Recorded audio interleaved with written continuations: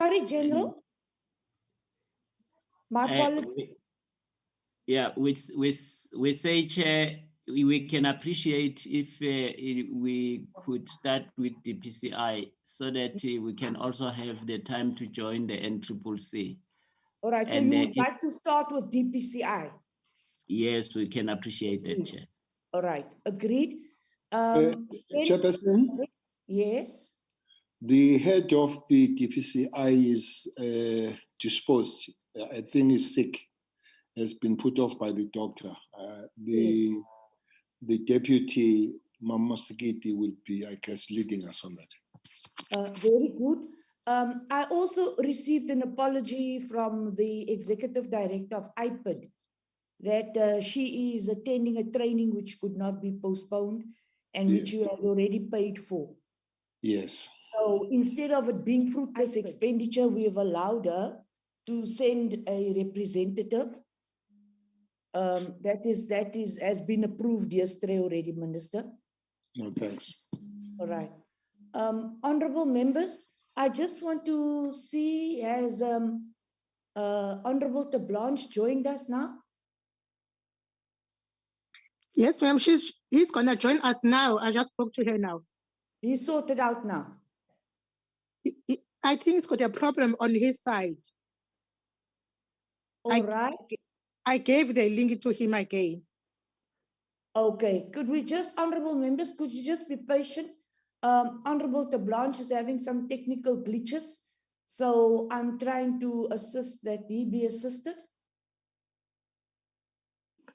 Morning, Chair. My apologies. I couldn't respond when you were greeting me. I was attending to a crisis that I could not stop the phone. So I'm sorry about that. Morning to you and to the members. Good morning, Minister, and morning, General Stone and the team.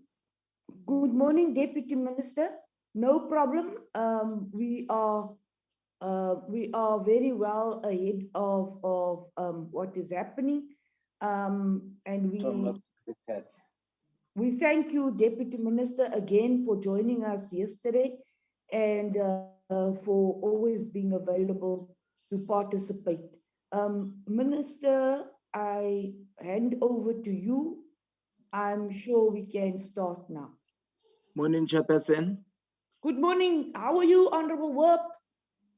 I'm fine. And General, DM, and all honorable members and generals from the delegation of the minister.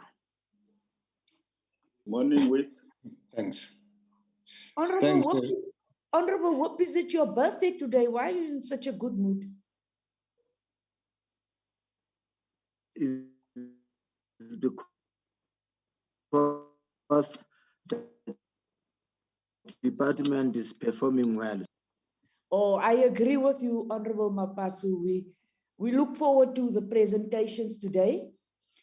There's still people who have to be, who are in the waiting room.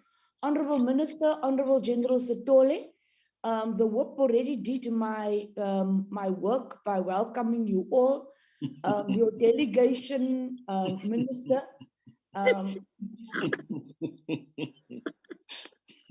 Honorable WIP, do you know something about that I don't know, you know? My apologies. Do you know something that's happening? Did something happen last night that I'm not aware of, WIP? Yeah, Whip seems upon the good mood. I'm just I'm like that. Ask Minister. Members, could we then can we hand over to the minister? I think we have so many congratulatory messages today, Minister. So you are in a very good space. Minister and your team, I would also like to congratulate you on the Schalke case and the manner in which you have dealt with that matter. It really shows that we have a team who's on top of the game. and we do respect the work that you are doing under difficult circumstances, as you have said. You are now welcome to start, Minister. Good morning, Chair. Thanks very much. Good morning, Deputy Minister, the National Commissioner for South African Police, all generals here, the honorable members from all persuasions. I haven't seen Honorable Member Whitefield. Is she here, Chair? Morning, Minister. Morning. How are you? Always here, always watching. Thank you. Well, thank you. Okay, no thanks. Minister, Honorable Minister, are you now joining the whip now by greeting everybody? I thought you said the platform is mine. Yes, it's yours, Honorable Minister. You can greet. Okay. Thank you, Minister. I haven't seen, Commissioner, I haven't seen General Mosekiti. Minister General Musikidi is connected.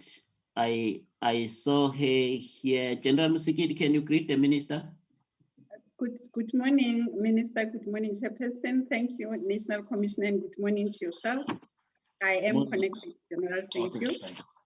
No, thanks. The Chairperson, thanks again for the good news that you are putting on the department. I want to repeat that, especially about the Western Cape. I think our teams there are doing very, very well. We have been always blamed for dealing with sardines there and let sharks swim alone. I think the latest display of the teams there are good. They are really beginning to deal with the guys that are supposed to be dealing with it in a very top way. I hope that will help us to begin to stabilize the Western Cape. But maybe, Chair, is one thing that has gone unnoticed. The working relationships of all levels of governance in Western Cape has been going quite good. Both the local government, the province, and the national, the team that was formed to look at these extortion matters and all that.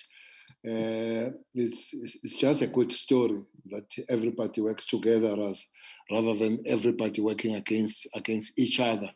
You can see that the outcomes are beginning to be there. Well, it's only Maddock, Morgan, and Cronier that we talk about. There are almost 107 people that have been arrested for extortion there, Chairperson, because it has extended. It used to be some form of an elite crime in the city center and all that. It has moved now to the township, especially Khayelitsha and Nyanga, and quite a big number of people there has been arrested for that extortion. Even extorting the small person. For instance, they'll go to you and if you've got a backyard and where somebody pays a rent, 300 rand or 500 rand, they will go there to that person and still want the 10% of the 300 rands. So it has been really going bad, and police have put a team that has done very, very good.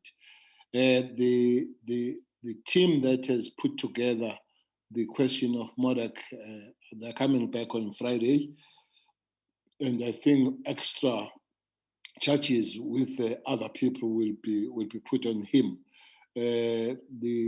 Looks like police are beginning to link very well the matter of Lieutenant Colonel Kenya with the underworld of the Western Cape. We believe that that will help. Unfortunately, Chairperson, our own people that get consumed there in that underworld crime. I'm sure you saw that one of our top member, the specialist TRT attached to the AGU, has been arrested. I think that's what police will do. If we get out of the way, would not hesitate to pounce on us as they've done with this member. I always say it's painful, but it's correct to do it when our guys they get out of the way there. A few days ago, also, Chairperson, I went to Worcester, I think Worcester Hospital. There was our member there who was shot when they responded to the cash heist last week, and they did very well. They found, they foiled the thing.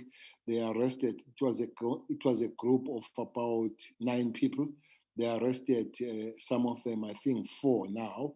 They found 5 firearms, and they found 4 cars that were stolen. 3 of those were AKs. Those guys were arrested. We found 1 banned car that was wanted, and we suspect that was 1 gun banned in that car, and there's 1 person banned. We suspect that it was one of those criminals that were trying cash heist in Makassar. We want to thank the community of Makassar. It contributed a lot to the police to be able to foil and be able to deal with that cash heist.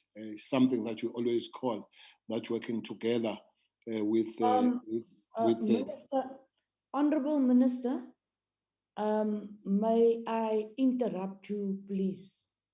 Honorable members, I am still waiting for Honorable Tablanche. No, Chairperson, I'm on. Thank you. Are you on? Yes, ma'am.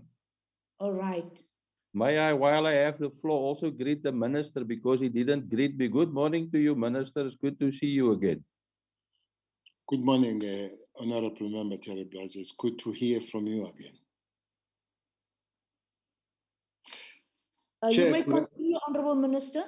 Yes, Chair. So I was just saying that the things having happened, especially on Western Cape, on these few days, and I would really want to again to emphasize the good working relationships of all levels of government there, and I'm sure the results is also the part of that working together. Chair, I have said that the Lieutenant General Lebeya has apologized. I'm sure he's put off by the doctor. I've seen the letter. So Mamo Sikiti will be leading us. Maybe I can give it to the National Commissioner so that he continues to make that briefing, even on this Dpci. Thanks, Chair.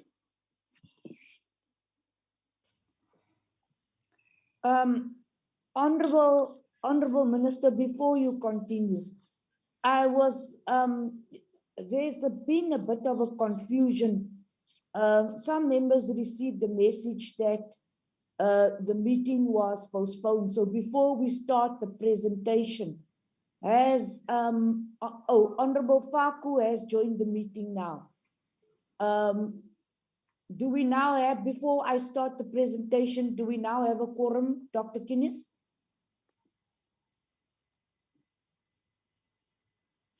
Morning, Chair. Yes, we do have a quorum, Chair. Thank you very much. We can start the presentation now. Thank you, honorable members.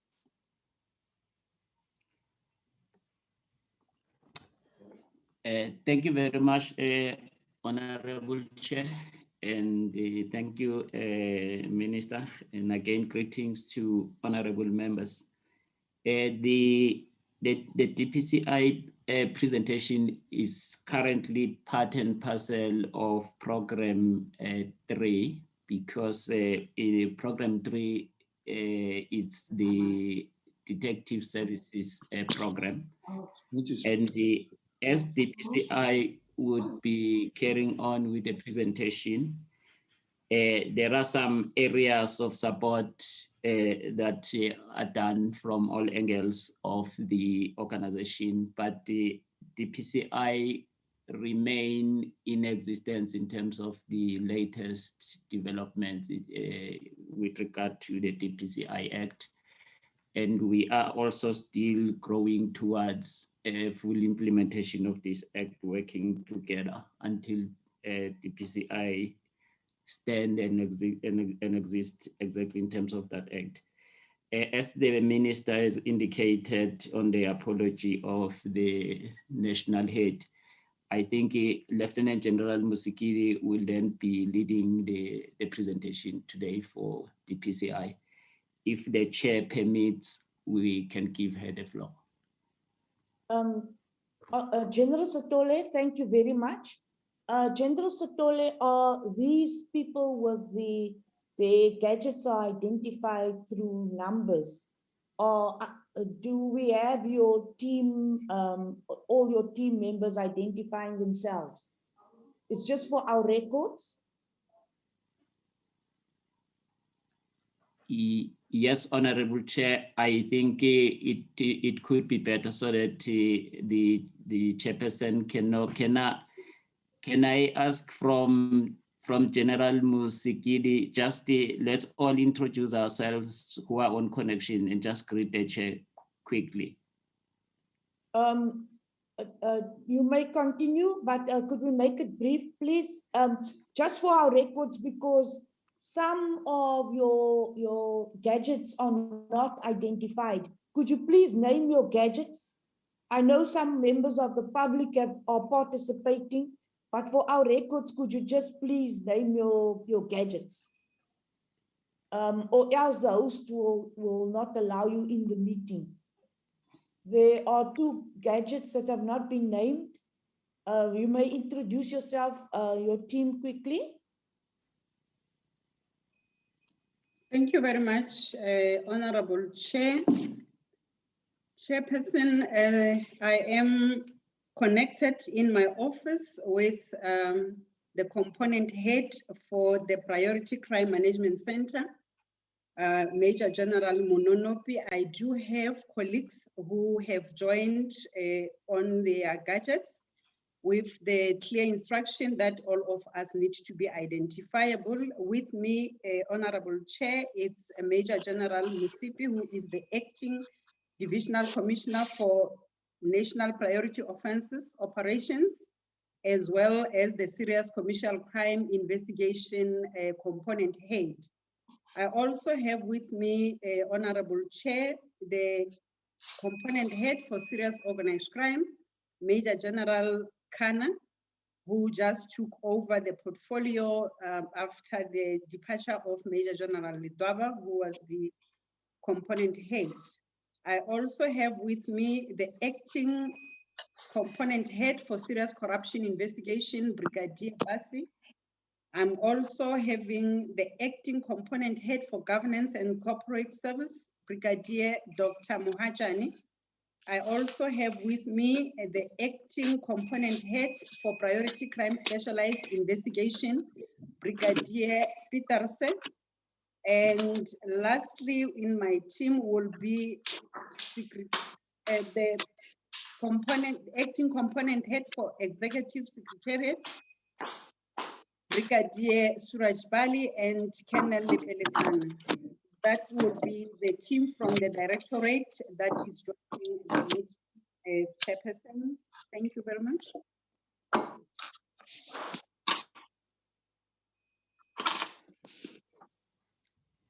Thank you very much, Chair. The rest of the team is as per the delegation that we have introduced yesterday. With regard to that delegation, there's no changes yet, and unless the chair would like me to repeat the delegation, but the additional part is the DPCI team. Thank you, Chair. Thank you very much, General. We may start the presentation now. Thank you very much, Chairperson. I'm struggling to activate my video, Chairperson. I hope you do not have a problem with that. Let me start off by thanking you and your committee for the opportunity that you have given to the Directorate to this morning, and I have already shared the greetings earlier, the Minister of Police, the Deputy Minister, the National Commissioner, all deputies, protocol is observed. Chairperson, I will go straight to slide number 2, that is outlining what the scope of presentation this morning will be. Majority of the issues, Honorable Chair, were addressed yesterday by both General Dimpane and General Rabi during their presentation. I will run very quick on them, Chair. Then the presentation of the Directorate will include the mandate of the Dpci, the regulation existence of the Directorate, the workforce profile, the overview of performance indicators that will be measured, although this aspect, Chairperson, you will direct, was addressed yesterday by General Rabi. And then the emerging priorities that I will elaborate on, the overall analysis of the Directorate's estimated budget that will be outlining what is lying for the Directorate specifically, and the expenditure trends and estimates, the estimate expenditure for economic classification of payment for the Directorate, and the summary. Slide number 3. This is to provide the Committee on Police with the information relating to the key performance indicators as aligned to the medium-term strategic framework, the SAPS Annual Performance Plan 2020-21, specifically for the Directorate, and the Dpci financial information. Slide number 4. The mandate of the Directorate, without going into deeper details thereof, is to investigate, prevent, and combat national priority offenses that will be on serious organized crime, serious commercial, and serious corruption. This is also included in Section 17A of the SAPS Act as defined the national priority offenses. Next slide. The Act regulating the existence of the Dpci is to give effect to the provision of the South African Police Service Act, Act number 68, relating to finances and financial accountability. It is thus required that the total monies for the Directorate be allocated to the national head Dpci for internal apportioning to the provincial heads. This we see as outlined in 17H, Section 17H1, A, B, C, D, and 17H5 of the SAPS Act, including Section 17K that makes provision for a separation and exclusive program that will enable parliamentary oversight of the functioning of the Directorate and committees established in terms of this chapter. Next slide.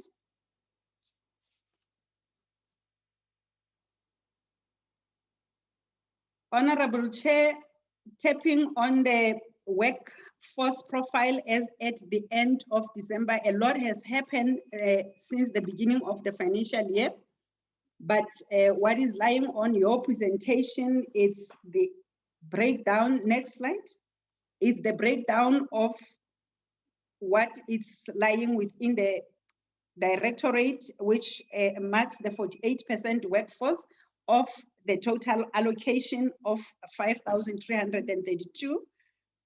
During our head count in December, we ended up with 2,584. The remaining deficit of 52% is a total of 2,748 warm bodies.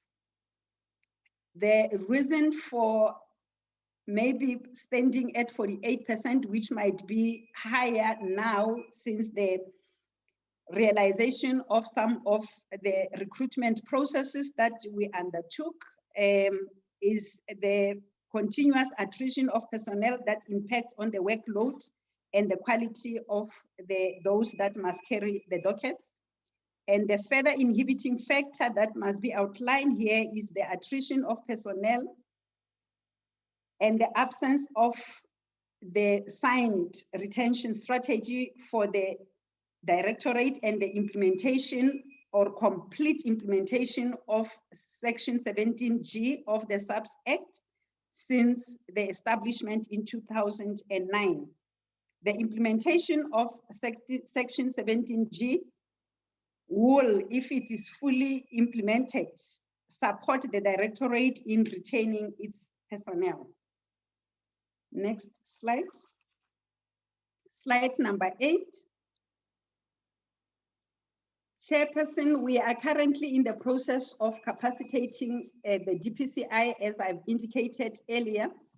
And I want to take the opportunity to thank all the role players that have assisted your committee, the National Commissioner and the Minister for assisting with the allocation or separate allocation that realize the current process of capacitating the Directorate in terms of the human capital and the physical resources. We will recall that late last year, we have seen the launching of quite a number of vehicles that were bought and finalized for the Directorate.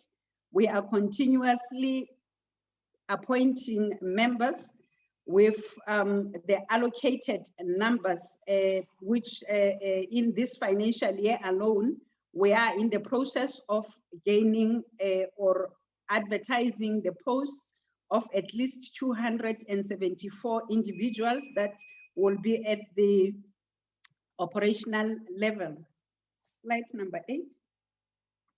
Slide number 9, my apology. I am going to look at the overview of the performance indicators as measured in the annual performance plan of the South African Police Service 2021-2022 financial years. Slide 10. The Directorate is measured on 7 performance indicators that include the percentage of trial-ready case dockets for serious corruption within the public sector, the percentage of trial-ready case docket for serious corruption within the private sector, the percentage of trial-ready case dockets for serious corruption within the JCPS cluster, the percentage of registered serious organized crime project investigation successfully closed, percentage of identified clandestine laboratories dismantled with arrest, percentage of trial-ready case dockets for serious commercial crime, and lastly, percentage of serious cyber-related crime support case files successfully investigated within 90 calendar days. Slide 11. Chairperson, the slide 11 up to slide 14 was outlined in yesterday's presentation. If I am allowed, I can just skip this slide because General Rabi did indicated the percentage or annual targets for the Directorate on the 7 performance indicators, as I've already indicated earlier.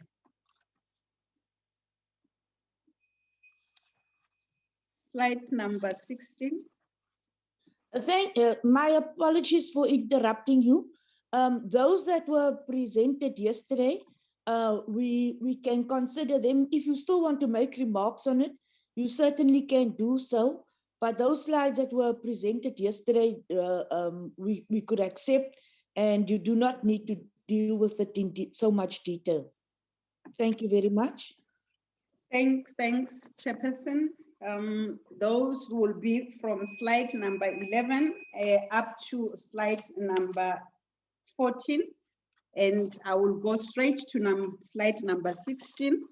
This slide that I have just mentioned, Chairperson, it's just the percentage levels of how we are expected to be performing in this current financial year. That was how I highlighted by General Rabi's presentation, as it forms part and parcel of the broader departmental performance indicators.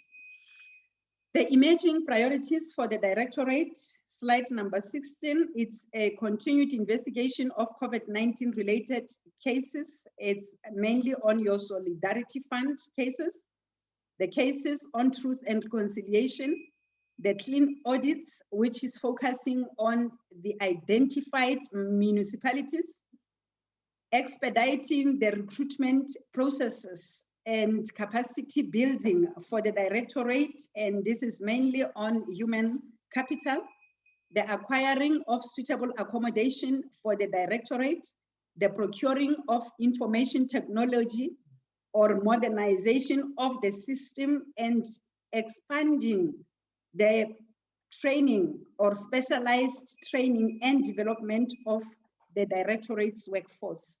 Slide number 17. To respond, Honorable Chair and Honorable Members, on the continued investigation of COVID-19 related cases, there was an establishment in 2019 May of the Fusion Center that was meant to deal with money laundering and related activities.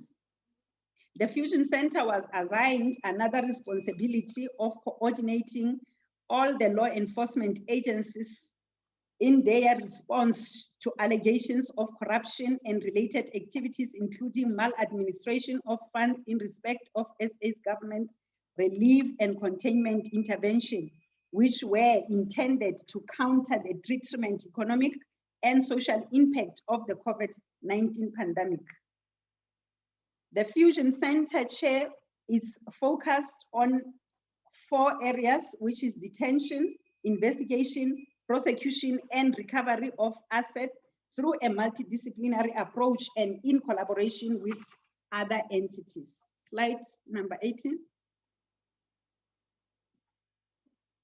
Outlining the mandate of the Fusion Center as assigned by the Anti-Corruption Task Team, Chair is to perform the platform for the law enforcement collaboration to prevent, detect early, intelligent-driven investigation, prosecute and recover assets relating to corruption or related activities in respect of COVID-19 relief fund. That will be on the question of why the necessity of doing this is that there are those who incline to engage in activities to illegally benefit from government's relief fund and containment measures.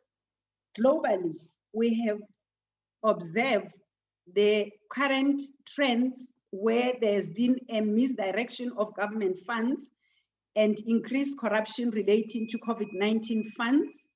And we want to swiftly and effectively respond to enforce a strong deterrence.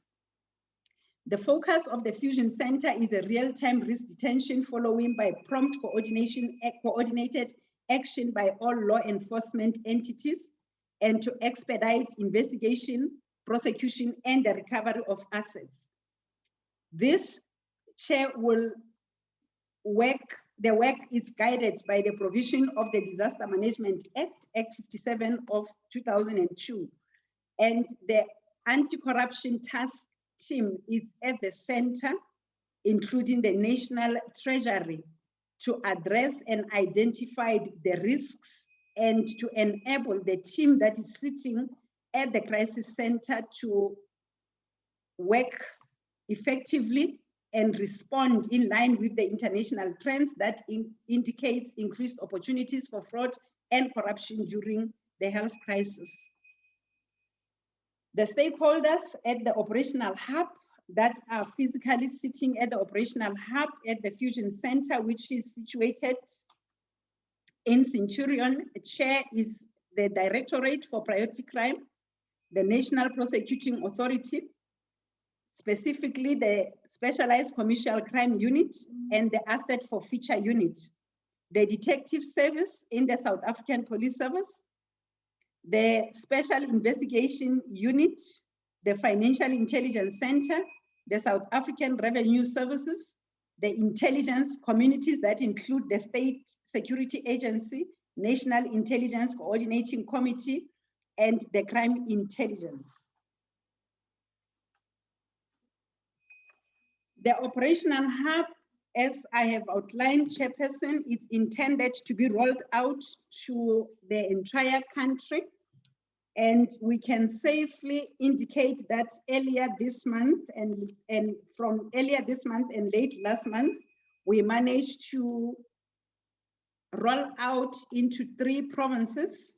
So the initial meetings were held with all role players to ensure that we have synergy in the implementation of the Fusion Hub. Slide 20.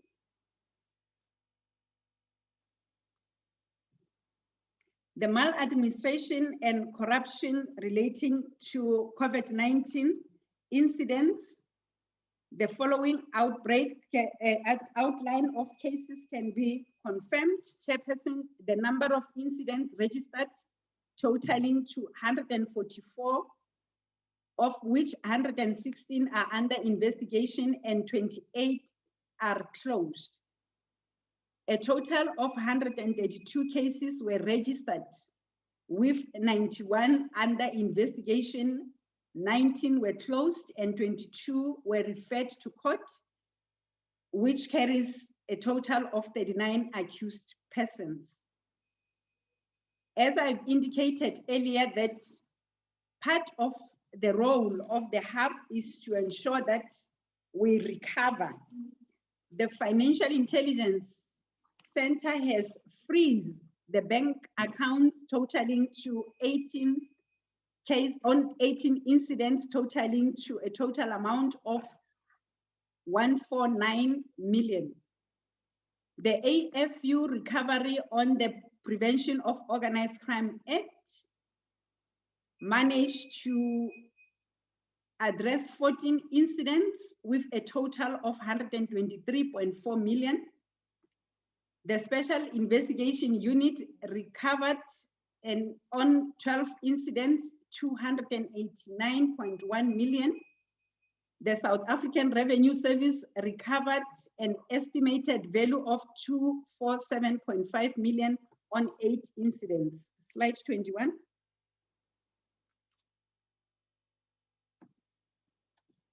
As was indicated on the total budget of the department and on program 3 itself of 19.663 billion, Dpci has received a total of 2.079 billion, which is a decrease of 2.3% from previous financial year, which is 2020-21 allocation, which was standing at 2.129 billion. In determining 2021 MTF budget proposal, a total of 327 million in the 2020 MTF was prioritized for the Dpci over the medium term to strengthen its capacity to deal with backlog of cases in line with the integrated criminal justice strategy. The funding has since been reduced to 306 million. Chair, it is worth mentioning that the Directorate and SAPS has worked tirelessly to ensure that the capacity it is realized within the Directorate amid the anticipated COVID-19 pandemic, which affected the whole recruitment process. Slide 22.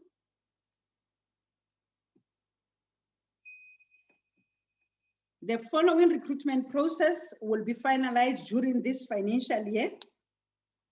Already it can be confirmed, Honorable Chair, that 104 contract workers were appointed with effect from 1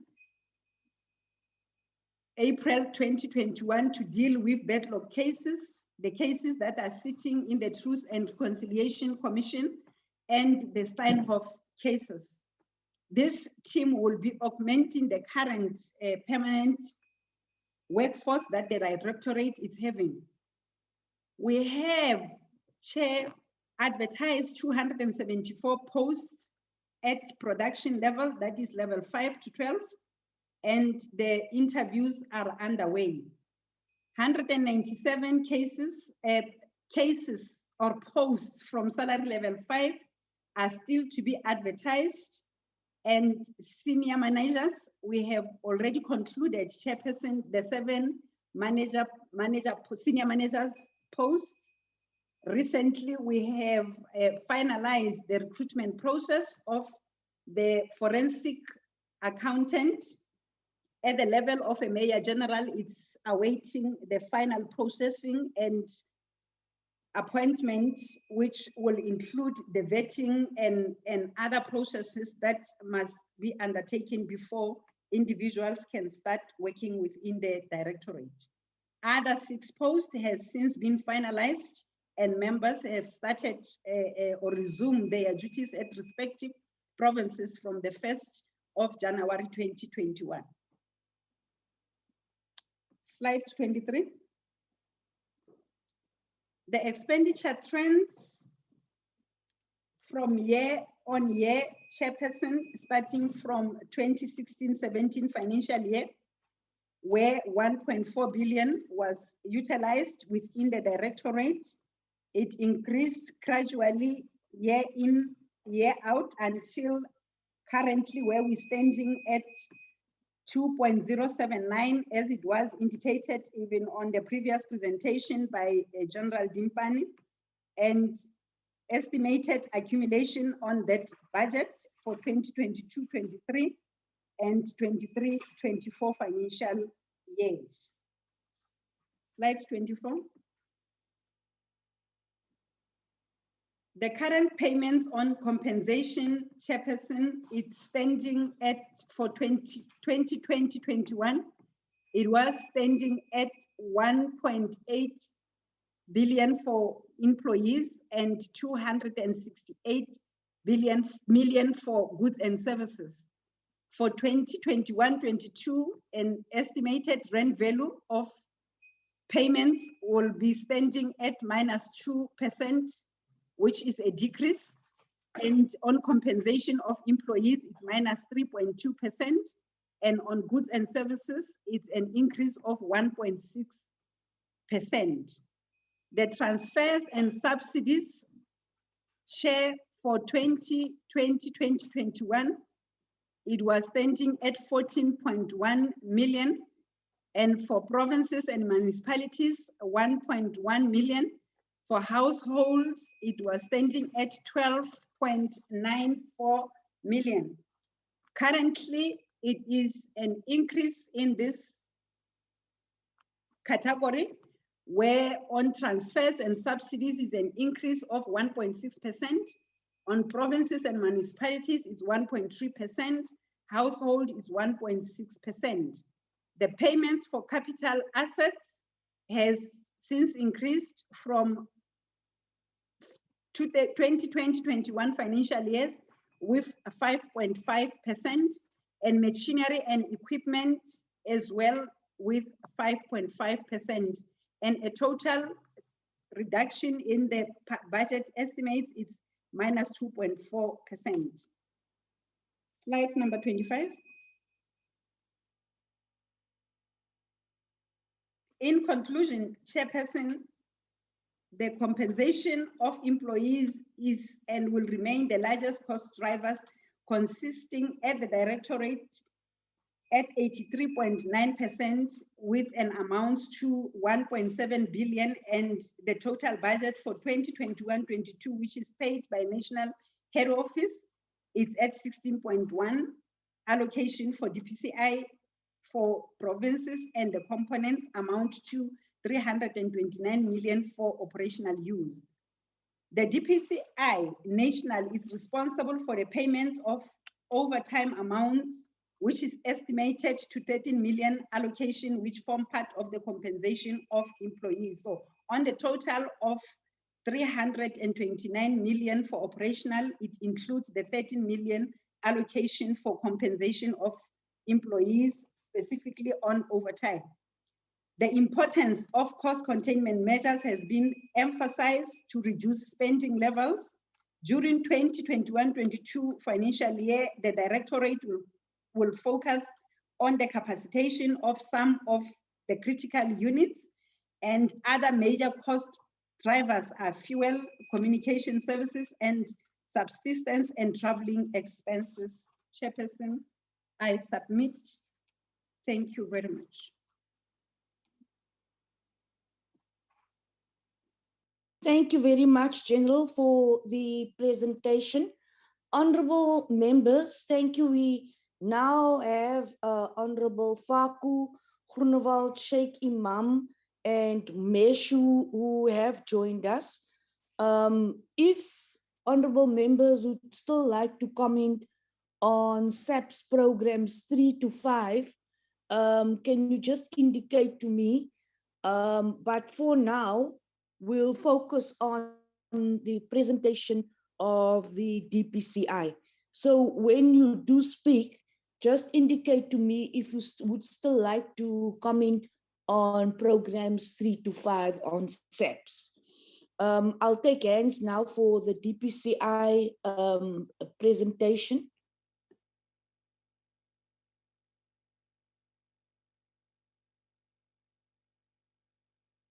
Honorable Groenewald, you may start. And then Blanche, and then, sorry, Honorable Shembeni, I didn't recognize you. Good morning, Honorable Shembeni. Groenewald, Blanche, and then Shembeni. Thank you, Chair. Good morning. Yes, it seems there were some problems this morning, technically. Chairperson, sorry for interrupting you. Honorable members, we did have technical problems. There was also a message sent out that the meeting was cancelled. So I apologize for the confusion that was created. Honorable Blanche, I also apologize to you, but thank you for your patience and thank you for joining us.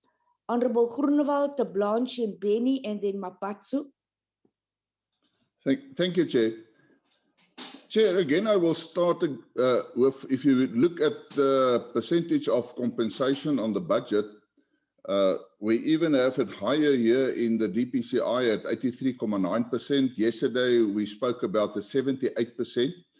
And I want to reiterate again, Chairperson, I don't want people to receive less salaries, but we will seriously have to look into this matter of the compensation percentage of the budget. It is really, really too high. And I would ask, my question is, what is the DPCI or the police as such going to do to see how we can lower the percentage? And don't I talk about the percentage of compensation of the budget? That's the first one, Chairperson. Chairperson, on slide 22, there was a reference to the, and if I understand it correctly, the Fusion Center is also looking at the TRC cases. Now, Chairperson, my question is, what and which cases are we looking at the Truth and Reconciliation Commission? I mean, are we going back to 94 or the 90s? And I also would like to know, why do we have these specific cases now? And thirdly, on that specific topic, how is it determined which cases of the TRC will be investigated? What criteria is used for that? And the reason I ask for it, for instance, that I know that one of the previous presidents, President Thabo Mbeki, also didn't ask for any indemnity or anything like that.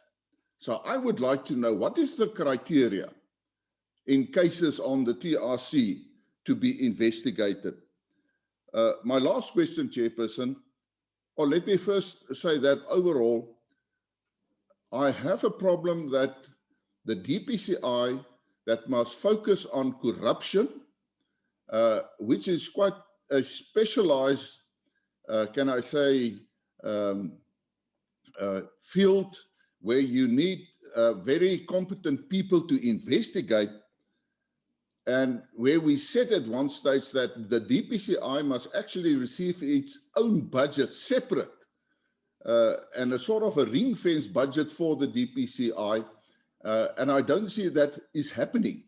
And if I look at the number of investigating officers from a total of 2,584 headcount, 1,832 is operational, and it is said that not all of them are investigating officers. So I would like to know, how many investigating officers do we have? Because you cannot have progress if you don't have investigating officers. I understand the recruiting and everything, but I want to know what the number is of investigating officers. Lastly, Chairperson, we're talking about the backlog. How many cases are we talking when we talk about the backlog? Because if I look at all the cases of the 144, and the end, only 22 of those cases actually went to court, where we have 39 accused. Thank you, Chair. Thank you very much, Dr. Groenewald, Honorable Groenewald. Honorable de Blanche. Chairperson, good morning. And good morning also to the National Commissioner and his team. I didn't greet them earlier, so also good morning to them. And yeah, referring back to the progress or the performance that the Minister referred to, I also want to congratulate the police with what they have been doing there. Okay, the proof of the pudding will be how many people will be convicted, and hopefully that will bring the crime stats gang-related in the Western Cape down. Back to the presentation, Chairperson, we are public representatives, and we are representing the people out there. And the first question I think that the public want to be answered, what inroads are we making in the corruption cases that we are hearing about on a daily basis? There is a little bit of a frustration, I think, amongst the public out there that, you know, if you listen to the Zondo Commission, we don't see, you know, similar sort of progress with the investigation and prosecution of people that committed those crimes. That is my first comment, and I want a response on that, Chairperson. Chairperson, then secondly, and the Honorable Groenewald already referred to that, the department should indicate what progress they are making in their discussions with the National Treasury to get a specific budget for the Directorate, or the Hawks then. That is something that I think that is outstanding for quite a while. And while we're on that, do they still need things in terms of their capacity? Like, for instance, infrastructure, buildings, stuff like that. What is this that they need to do their work properly? Chairperson, then,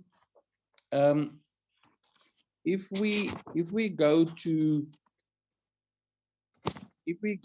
the personnel strength, they are sitting at 48%, and yes, they indicated that they are in the process of advertising, interviews and whatever. My question is this side retention strategy, or the one that hasn't been signed yet. What is the cause of the delay? Why can't it be signed? And then the second part about the personnel, Chairperson, what happened that they went down to 48%? Because they had just about a similar budget in the previous financial year. So what stopped them from recruiting other people earlier? Chairperson, okay, I've dealt with the retaining strategy. Chairperson, if we go to slide 10, there are the 7 performance indicators are measured on that slide and indicated there. What I don't see there, Chairperson, there isn't anything mentioned there about their successes. What is their target for conviction rate? You know, it's all these things that they are tending to, and we don't know what is happening after people got arrested, etc. Chairperson, then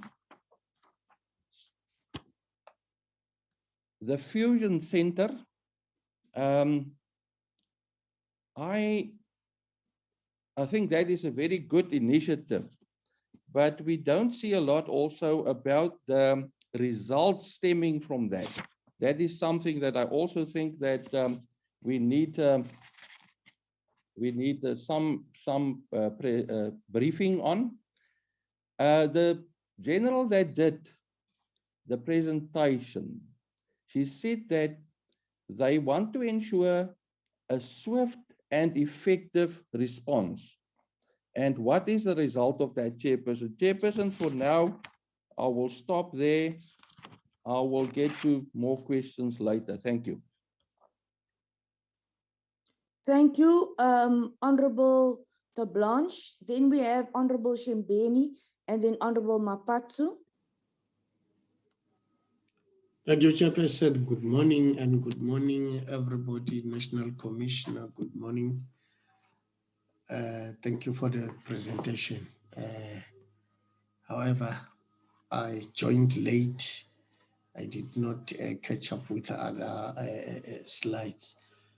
But for me, I wanted to find out about the backlog on the cases, because I don't think that, or if I may say, did the COVID-19 pandemic have any impact in the investigation of cases by the Dpci, like these corruption cases?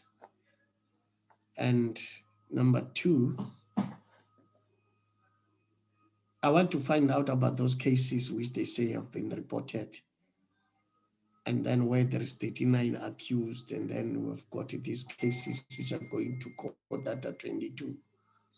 Are these cases for the whole country? Or what if they can break them down into provinces, so that we find out what is happening in Mpumalanga, what is happening in Gauteng, how many cases here, how many cases there, how many accused? And with the issue of the convictions also, how many cases were finalized where we have got convictions based on provinces?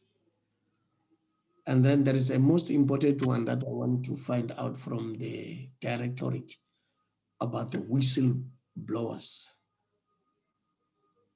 That are they attending to these people?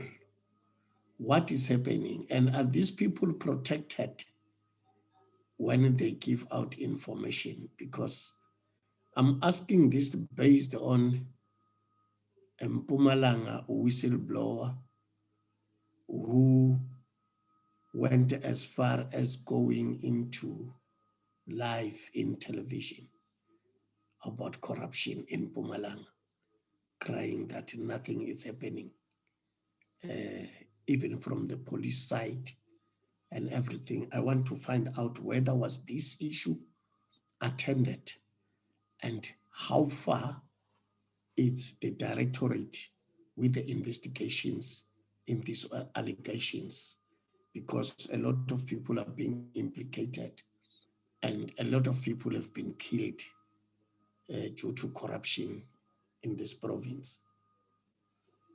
Now, I want to also know about as to how many members of the Directorate that have been arrested and charged for corruption. And also we wanted that one.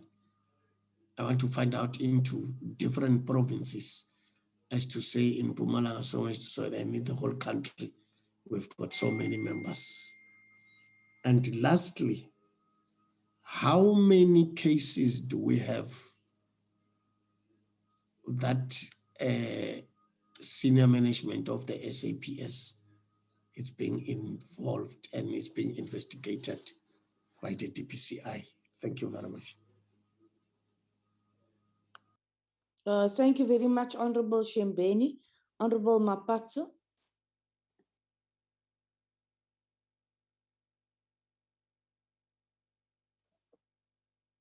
Thank you, Honorable Chair. I must start by also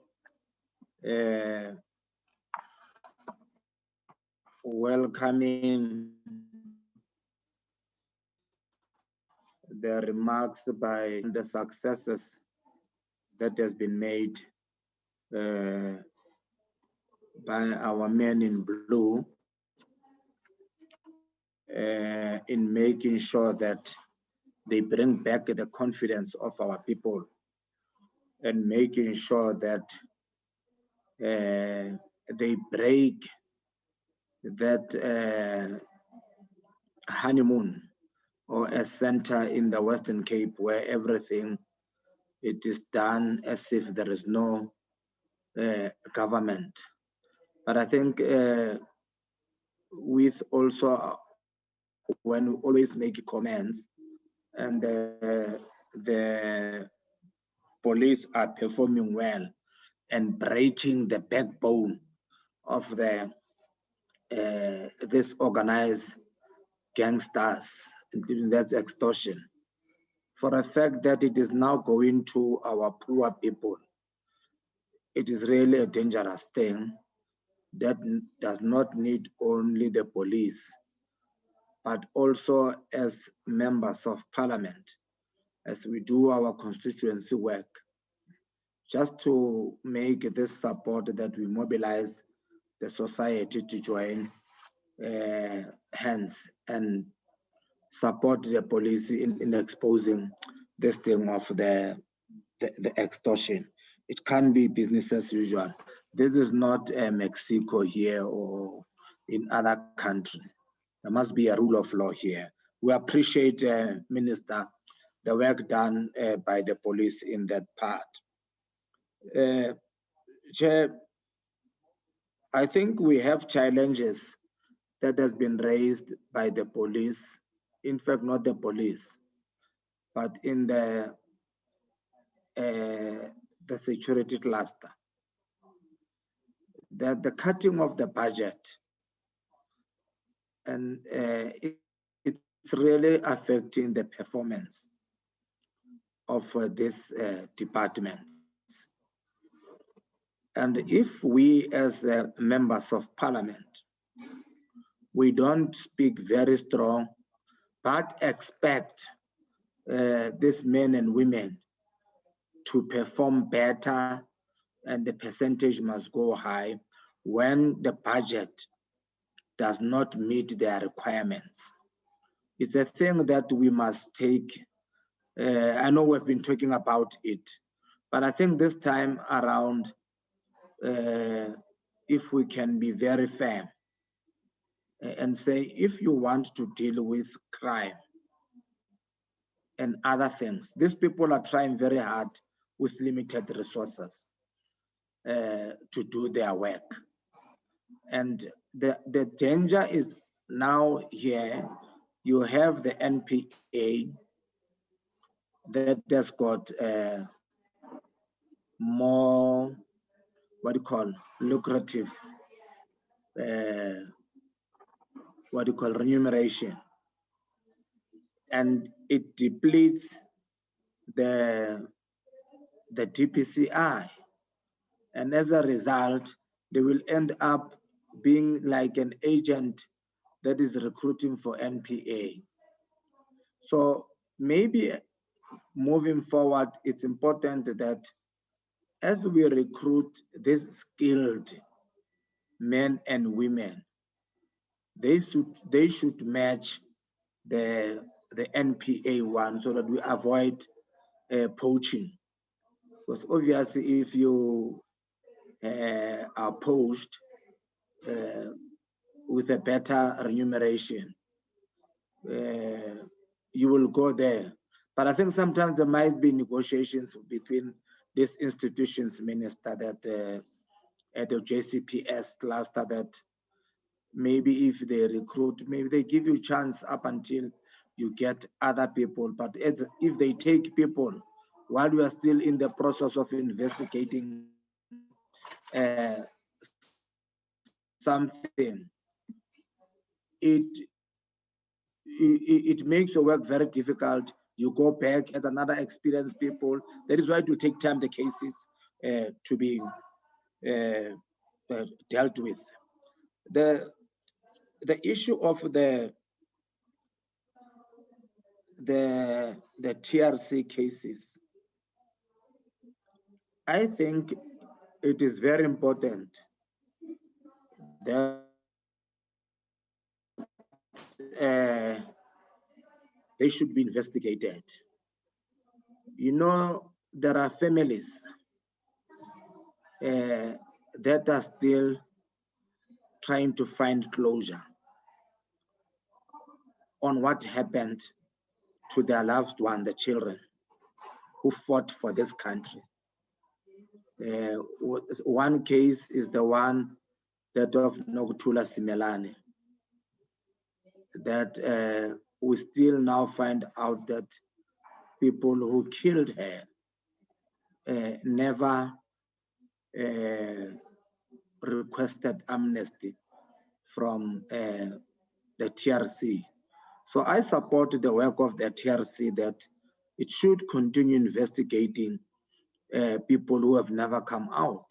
The sooner they come out, these people to declare themselves that they were involved in these matters, so that these families can go and find the remains and find a closure on what happened to their kids. But as long as it is not happening, I support the TRC work. The Fusion Center, Chair, it's a very good initiative by the government, because we're faced with corruption. Never have we seen such corruption happening in our countries. It's fast, you know, very fast. So that is why this Fusion Center, when it was established, we really supported it, and it had performed well. If you look at slide number 20, you will see that working together, we can do better. I see the SIU has not been used for a long time, but immediately it was allowed to do its work. I don't know their staff, how many are they, but I see their recovery is 281. You know, over and above this other departments. That means they are performing well in dealing with corruption, and we need to support them. Lastly, Chair, is that if we implement this thing of the budget of the Dpci, whether Treasury will meet also the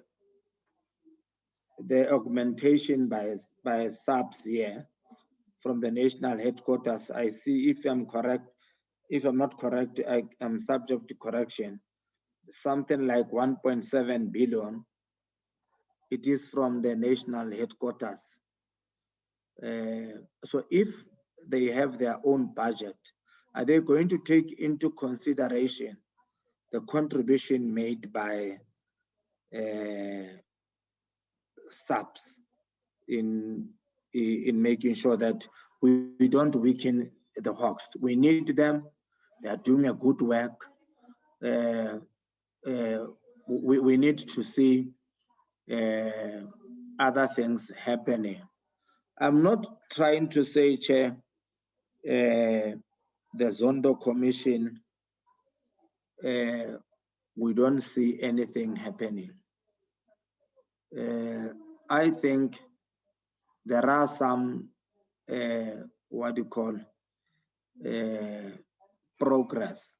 But remember, this is a commission that is still going to make recommendations. And we should not expect a lot for them, although we agreed that simple ones that are clear that this is corruption, police need to act. But most of them, remember, they're still going to wait for the recommendations, and the some are still going to go to court. But I think, Chair, the Dpci need support, filling of those posts, but as long as they don't meet, Chair, their counterparts, they will come at a lower scale and they will be recruited by the NPA and will be like working like what do you call inkuku fatala mrao ka Sotho ba re fatala mrao. So as long as we meet those things, I don't know, but can somebody explain to you what I was saying about fatala mrao? We're working backwards, in fact. That's what I wanted to say. You bring people, they are poached, they go to the next post. After you have given them experience, they go to the next department. I don't know why this department can't recruit their own people and not to come and poach. Thank you, Chairperson. Thank you, Honorable Mapatsa. Honorable Majosi was struggling to join. Has Honorable Majosi joined the meeting now? Could the staff please assist Honorable Majosi? Honorable Mapatsu and Tablanche, you can lower your hands. The next honorable member to speak would be Honorable Faku. Chairperson, I've got more questions. All right, I'll come back to you. Honorable Faku and then Tablanche, we're going back to you. Thank you, Chair. Greetings to yourself and greetings to honorable members, Minister, Deputy Minister, the National Commissioner and his team, and the public. Chair, I just want to thank the presentation that we've received from the Hawks. Perhaps thanks them as well for the work they are doing for our country. We know it's not easy, but they try their utmost best to perform their duties. I think my question will follow up of some of the questions that the honorable members has asked, especially when it comes to the issues of budget. As we know that the budget, in terms of the budget, I think there was a proposal that there's a currently engagement between National Treasury and SAPS with regards to the separation of budget. My question is then, how far is that process? And then and the second question will be, in terms of their current capacity, I will just focus on more specialized units like your cybersecurity and so forth. Do they have that capacity? If not, what are the reasons? Is it because of the budget constraints? As we know that in our country, we have a lot of cybersecurity cases that are currently going on. So I just wanted to check, do they have that capacity as a unit? And then, Chair, my last question will be on the crimes projected investigation. I see that the targets, they have remained unchanged. Can they perhaps give us an indication what are the reasons therefore? Thank you very much, Chair. Thank you very much, Honorable Faku. Honorable Tablanche. Chairperson, thank you. I have a further question on the Fusion Center. The presenter indicated that this initiative is rolled out at the moment to 3 provinces, and I was just wondering whether she can indicate to us the provinces and then what is the strategy for the rollout plan to the other provinces with maybe a time frame. Then, Chairperson, this unit is also responsible for conducting security assessments, including the vetting of members. It's one of the most basic defensive measures in the protection of classified and confidential information and counterintelligence. Chairperson, however, the targets for the 21-22 performance indicators were reduced significantly, and I want to know why is that, and what is the reason for that, Chairperson? Lastly, Chairperson, the Hawks are responsible for the investigation of very serious crime. And they have increased their targets from 50% now to 65%. And I really want to encourage them to improve or up their performance targets. And then obviously the question is, why can it not be upped to a better sort of a percentage? Thank you, Chairperson.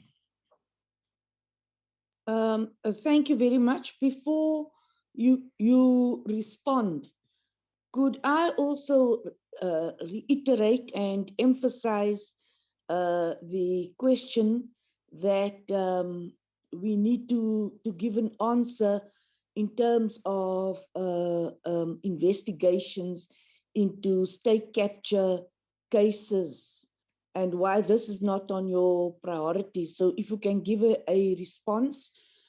We also have to, at this stage, look at the budget of the DPCI, as most of the members have already said.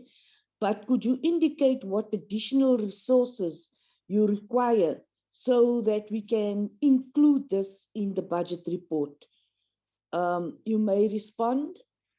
Minister, would you like to come in, or Deputy Minister, or could I go straight to the DPCI? General Sithole. Honorable Minister, you can introduce who's going to respond to the questions. Thank you very much, Chairperson. Most questions will be answered by the team DPCI. There are across the board questions. The one first raised by Honorable Groenewald, Dr. Groenewald, of the percentage of the compensation. I fully agree with him. It's a question that ourselves we ask all the time. But I think without really dealing with the kettle and the pot, who is blacker than the other, it is a across the board problem we have in the government, Honorable Member Groenewald. But we'll have to work it on the police. Unfortunately, the work that we do from both yesterday and today should be the labor-intensive kind of work. It doesn't matter what you do. Without these warm bodies, this organization would not work. So it's something that I agree we need to look at it, but not at the detriment of producing the proper work that is supposed to happen. So we still have to strike that balance. It will be impossible to say you can reduce the warm bodies, the personal touch on this work we do. Doesn't matter how many machines, how much technology you have, they'll never go and knock and arrest those people, investigate and all, and make sure that those people are taken to court. So it's a balance that we'll have to check and find. But I do want to assure the members that is one thing that we have lifted in the organization, and we are looking at it, hoping that we'll work to find the answer. The second question was why TRC now? I think, Honorable Groenewald, there are cases that TRC, they made recommendation that they must be pursued. Why they're not pursued, I don't know. They are parked. So if they've not been pursued after this long, and why they have not been pursued, it doesn't mean that they should not be pursued. The capacity must be created that they are pursued. They were specific, they were recommended, they are there, quite a several number of them. Though they are pursued, piecemeal, like your Timol, they are quite a big chunk. So we'll have to, that was a recommendation. Why now? I don't know. Why it should not have been earlier? But it doesn't mean that they shouldn't be pursued. They'll have to be pursued. The question of capacity and the finances. I think we are facing a problem where we will have to, I don't know why, it would be easy for Treasurer to find some cuts with the security cluster and all that, and the entities that they deal with the crime. Maybe we need to get more support on that. These meetings and these issues are raised time and again to say, please fix them. Because if you take the budget, you take the resources, you are reducing the capacity of this. There's a question, I think, from Honorable Terry Blacher. What happened for these things to be so much weakened? I don't know, Honorable Terry Blacher. For people to be 48% down, there's been a problem in curling the capacity of these structures. I'm sure we're starting there to move up without spending more time on asking what was an issue. But even now, I think we will have to, if you go to slide 8, the 1, 2, 3, bullet number 4 and 5, they'll have to be looked at. For instance, the ID that has been put there is really stealing from the capacity of the Dpci, because they've got a better package than so which means our retention strategy will have to be assigned. I agree with you, Mr. Terry Blacher. We'll have to find out, but mostly I guess is with the treasurer. We'll have to find where it is signed and put the resources for retention. Otherwise, we'll be producing the best for the other people. But again, I can take this opportunity to say that is across the board, that retention structure. I'm sure everybody, Chair, saw that Mr. Prinsloo on this social media that is moving around. Everybody's calling on him a hero, that Mr. Prinsloo. What they don't tell is that that is a member of the Special Task Force of the South African Police. People, they don't know that. That is a member produced by the South African Police. But because we don't have a retention strategy, we don't have resources to keep them, we find them there. But it tells you how do we get depleted with the best that we could have kept on ourselves. So that's a question that I want to, the answer that I want to. The last one on this, before the National Commission, before the Deputy Minister, National Commissioner, and Mamum Sigid, is a question raised by, again, Mr. Terry Blacher, that what is the English saying? The pudding is in there, the taste, okay. The pudding is in the eating, or the taste is in the eating of the pudding. There is one thing that we have raised it before, Honorable Chairperson. In Northwest, Honorable Chairperson, we have a case that has been postponed for 12 times. Police are ready, it's a serious case, postponed for 12 times because the system argues that they don't have prosecutors. That's one. Secondly, the police, they suffer the problem of other segment of the security. This guy, Murdoch, is on 4 bails as we speak, Chairperson. Besides that, he's in now, will be applying for the bail, and we're all holding our breath that he will get the bail.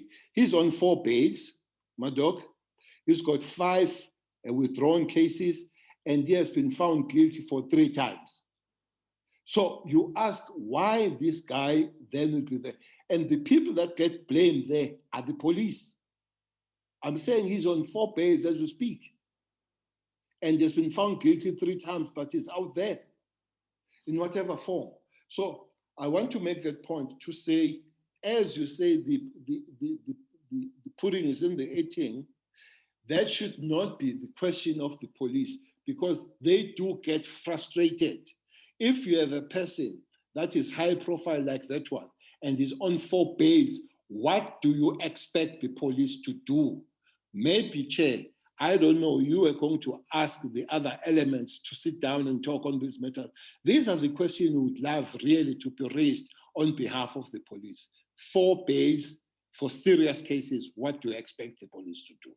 So that's the issue that will lack our leadership in the legislation, in the legislation, National Assembly, and all that, to ask and help the police on those matters. The question raised by Honorable Mr. Shembeni of the gentleman is engaged, and the matter was taken with the police in Mpumalanga, who were working on it. But you were strongly suggesting that this Mr. White Boy, who has been raising the matter, maybe the Hawks, I'm not sure if the Hawks have looked at it, but I know that it has been raised with us, and we have taken the matter with the police. So those are the questions that I would have answered before I hand over to the National Commissioner, Deputy Minister, and the head of Hawks acting here, General Mosigiti. Thanks, Chair. Thank you very much, Minister. Your Deputy Minister doesn't want to speak after you. He has severely reprimanded me on this. So please, can you just understand if I don't give the Deputy Minister a chance to speak? Deputy Minister, am I correct?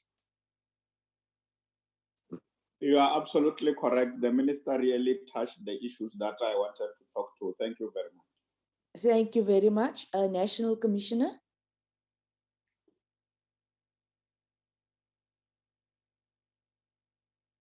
Thank you very much, Chair. I think, Chair, from our side, we will then support the Dpci with regard to the compensation of the budget, because we have reviewed the whole personnel plan of the organization, and that overlaps to Dpci as well. But at the same time, we are working together with Dpci and Treasury on the separate budget for Dpci. So we will then be continuing together with Dpci. Then the HR process, I think they are at the present moment working on towards getting their own independent HR process, but the HR strategies that are currently within the organization, they're also being implemented within Dpci. Thank you, Chair. Thank you very much. Who will follow now? I think General Mosikiti. Thank you.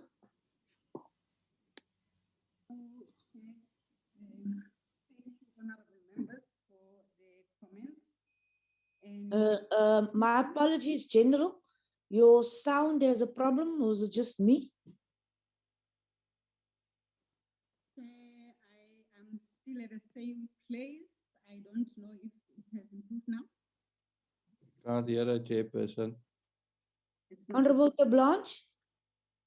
Chairperson, we can't hear her. I also don't hear her. Thank you. All right, Honorable Blanche, I thought I needed hearing aids. General, could we just maybe move you to another mic, if that is possible?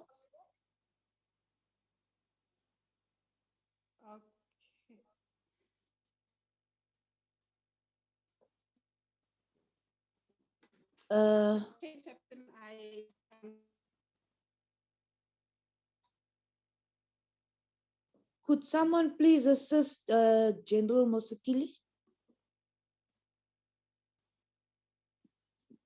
General Mosekiti, we can't really hear you. Try your best, because the big bulk of answers are anywhere with you. Oh, okay. Chairperson, am I audible now? Yes, thank you very much. Thanks, Chair. You can switch off your video.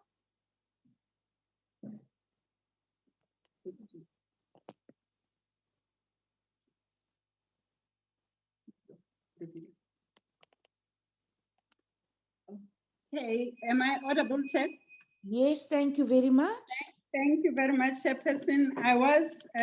Chairperson, I was saying I really appreciate the comments that were made by the committee members and the minister, as well as the response that were provided by both the minister and the national commissioner.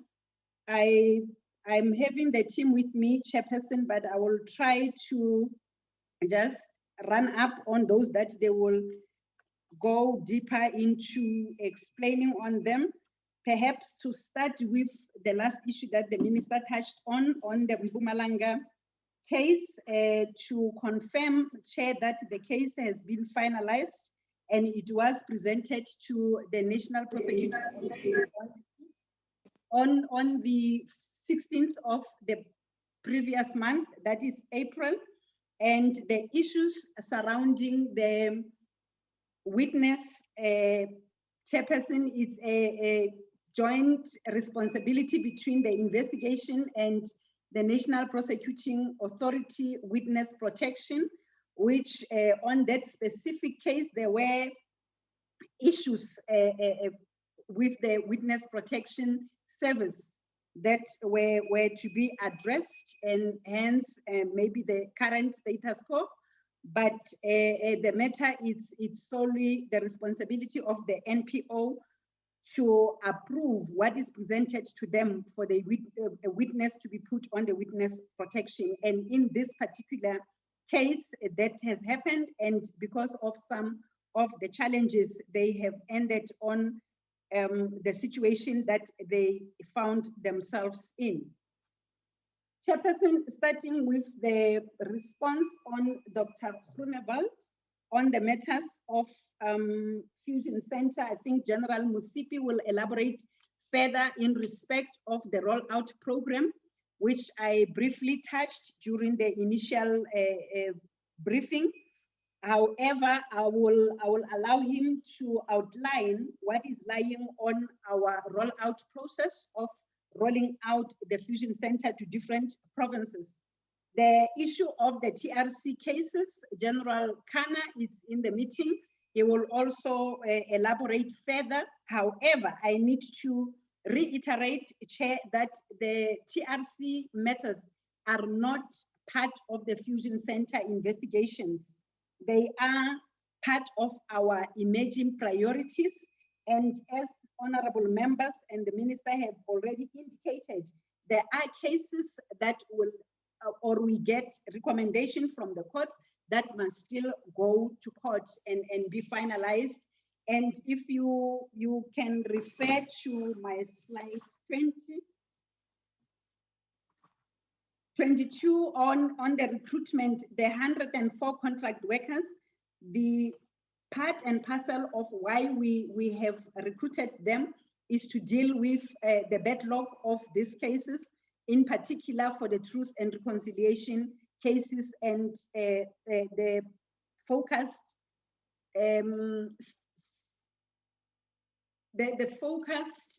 capacity and expertise that we are looking for to assist in these cases, including the Steinhoff cases. On the issues of the budget, Chairperson, I am going to rely on General Dimpani to elaborate further, as there were talks on the issue of the separate budget for the Dpci on the slides. It was outlined on the first slide that the full implementation of the acts that we've been battling to have or see the separate and exclusion program in terms of 17K, it's part and parcel of when the implementation of the South African Police Amendment Act that has directed the establishment or re-establishment of the Directorate. When it is fully established, this is part and parcel of those sections of the Act that must address that issue. But General Dimpani on previous meeting did explain, and I will request expertise to elaborate further on that matter.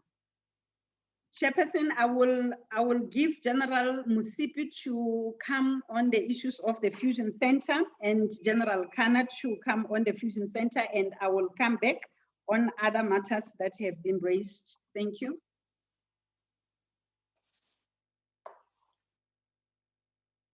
Thank you, General? Yes. Yes, you can proceed. Thank you very much. Let me say good morning to the Minister, the Deputy, the Chairperson of the Portfolio Committee, the National Commissioner, and other colleagues, and the honorable members. Thank you for the opportunity to talk about the Fusion Center. I think let me start by talking about the issue relating to the rollout. The rollout of the Fusion Center, I think the question was, is there a time frame or a strategy? Yes, indeed.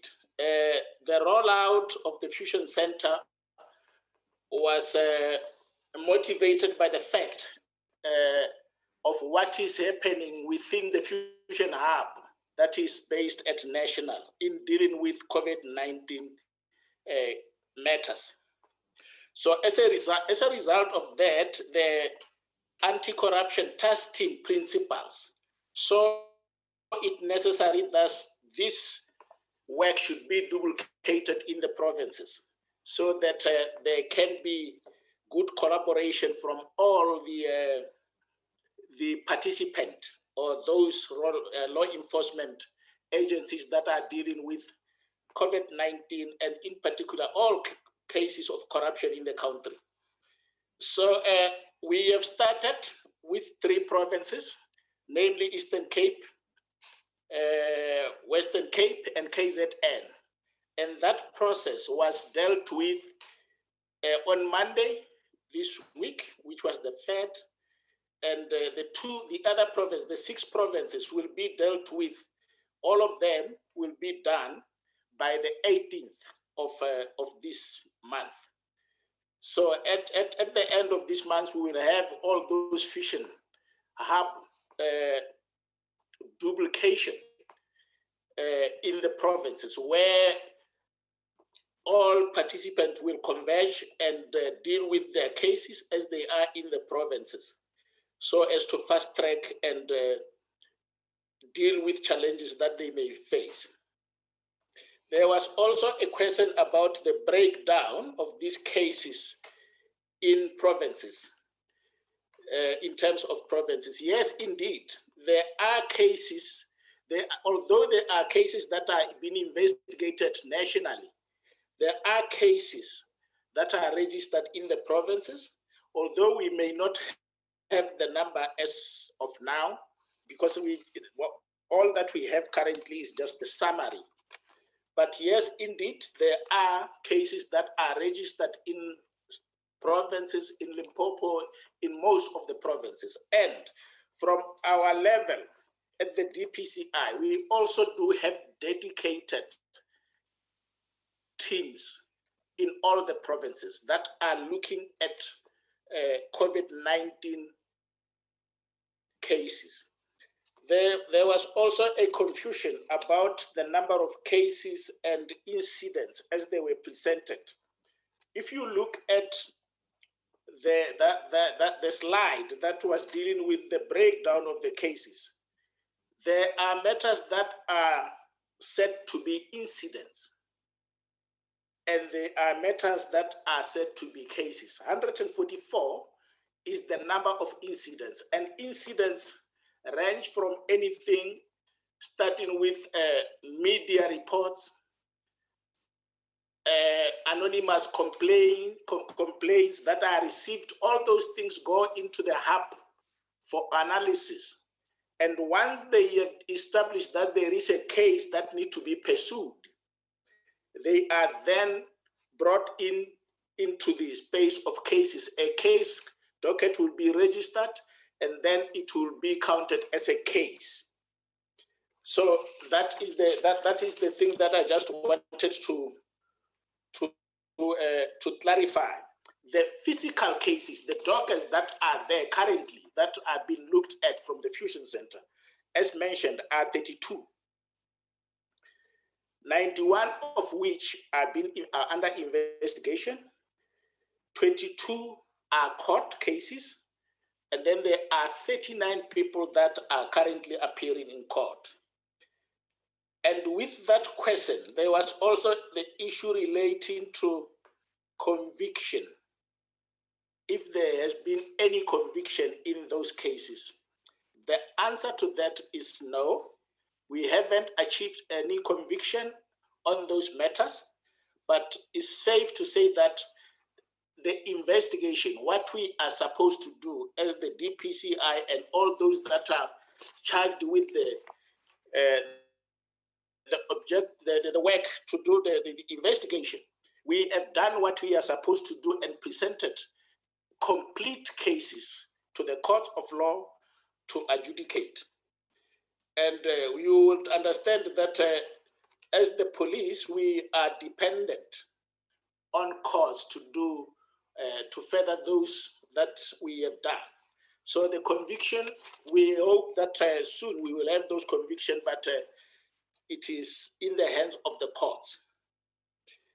I think, Chairperson, there was also an issue that I need to talk to about the state capture cases and the reason why they are not in the report. The committee would know that there is the investigating directorate in the NPA that was established to deal with state capture cases. It doesn't necessarily mean that we do not investigate those matters. When the commission started, there were already cases that we have been investigating. Cases that you would have seen in the media, the cases like the Bosasa, ESCOM, PRASA, Transnet, all those cases would have been investigated by the DPCI. Some of them are still being investigated by us, although the prosecution may be dealt with by the ID as the cases that they would have declared as matters that they would be dealing with. Obviously, any case that would come out of the commission, after the commission has recommended whatever they would have recommended, we will be dealing with those cases in conjunction with the ID. So yes, indeed, you would have seen or heard in the media about the issues that are happening in terms of the ESCOM executives and all those things that are happening currently. All those things are related to state capture, but some of the matters have been under investigation for some time now. That is why you are seeing now results, although they may be reported from other platforms. I think I would have dealt with all the questions regarding the Fusion Center. Thank you. Thank you, General Musipi. General Kana, if you can deal with the TRC matters. Thank you.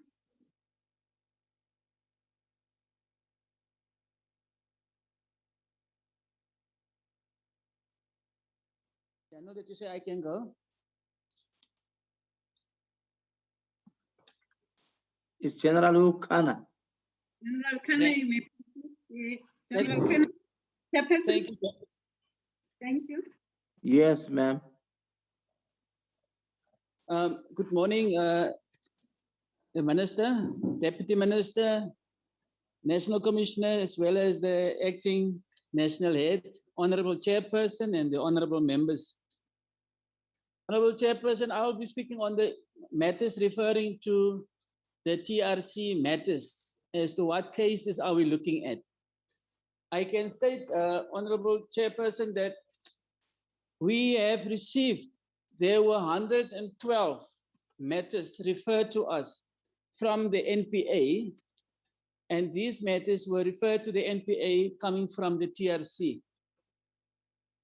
Now, let me first give a breakdown of the matters, because this is the matters we are actually looking at in conjunction with the NPA.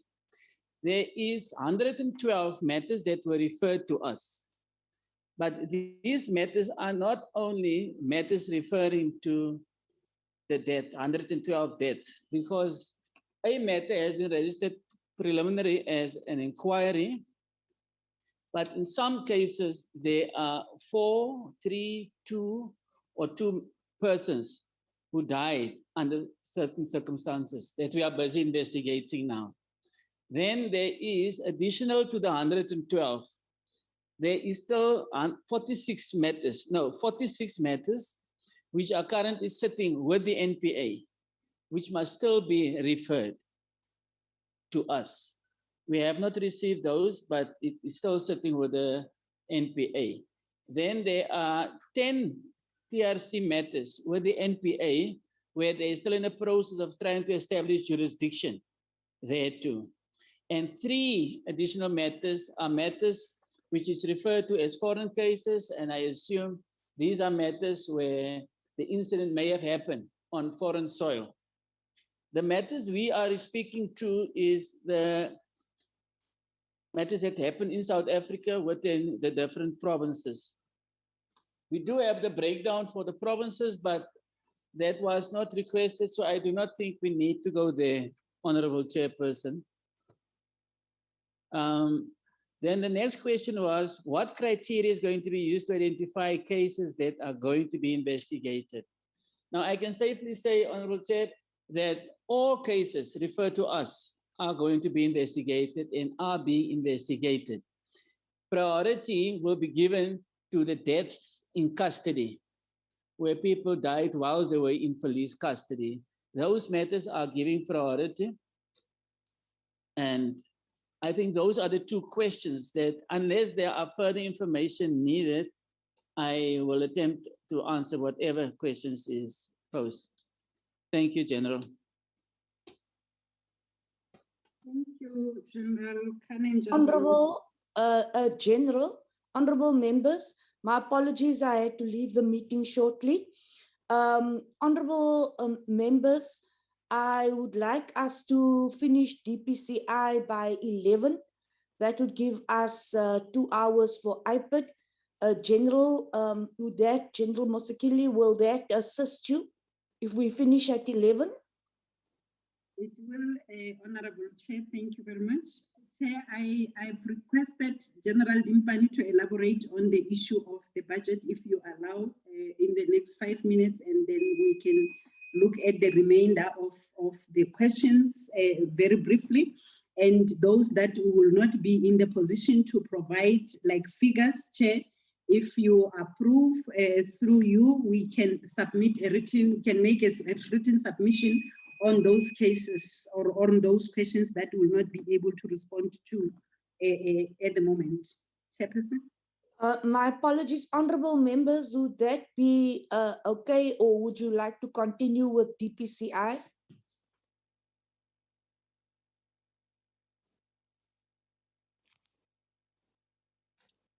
Chairperson. I think they must wrap up. All right, the Blanche, could they wrap up? Chairperson, I agree that we need to move on, but we also need proper answers on the questions that we raised. And there are quite a few questions that I'm still waiting for responses. So if we can just get some ruling on that as well, thank you. Honorable de Blanche, I recognize that there are quite a number of questions that is why I'm asking your permission. Honorable Mapatsu, would you accept that we receive some of these answers in writing? Yes, Chairperson. Honorable de Blanche, if you do not receive all your answers in writing, you could also indicate that to the chairperson. Would that satisfy you? It's okay with me, Chairperson. Thank you. Honorable members, just to inform you that the ruling is also that if your answers are not adequately responded to, you could request the chair to have your responses which you have received in writing clarified. So please, there have been members who received written responses, but they were still unhappy. I then asked the SAPS to clarify some of those questions, and members were then satisfied. So please, if you're unhappy with your written responses, do indicate that to me, and I would then try to resolve the matter. General, you may continue. Thank you, Chairperson. Chairperson, I think I have requested that General Dimpane will elaborate on the question on the budget. That will include the question by Honorable Chair Blanche that was referring to a separate budget. Although National Commissioner did touch on it, but the General will assist further on that.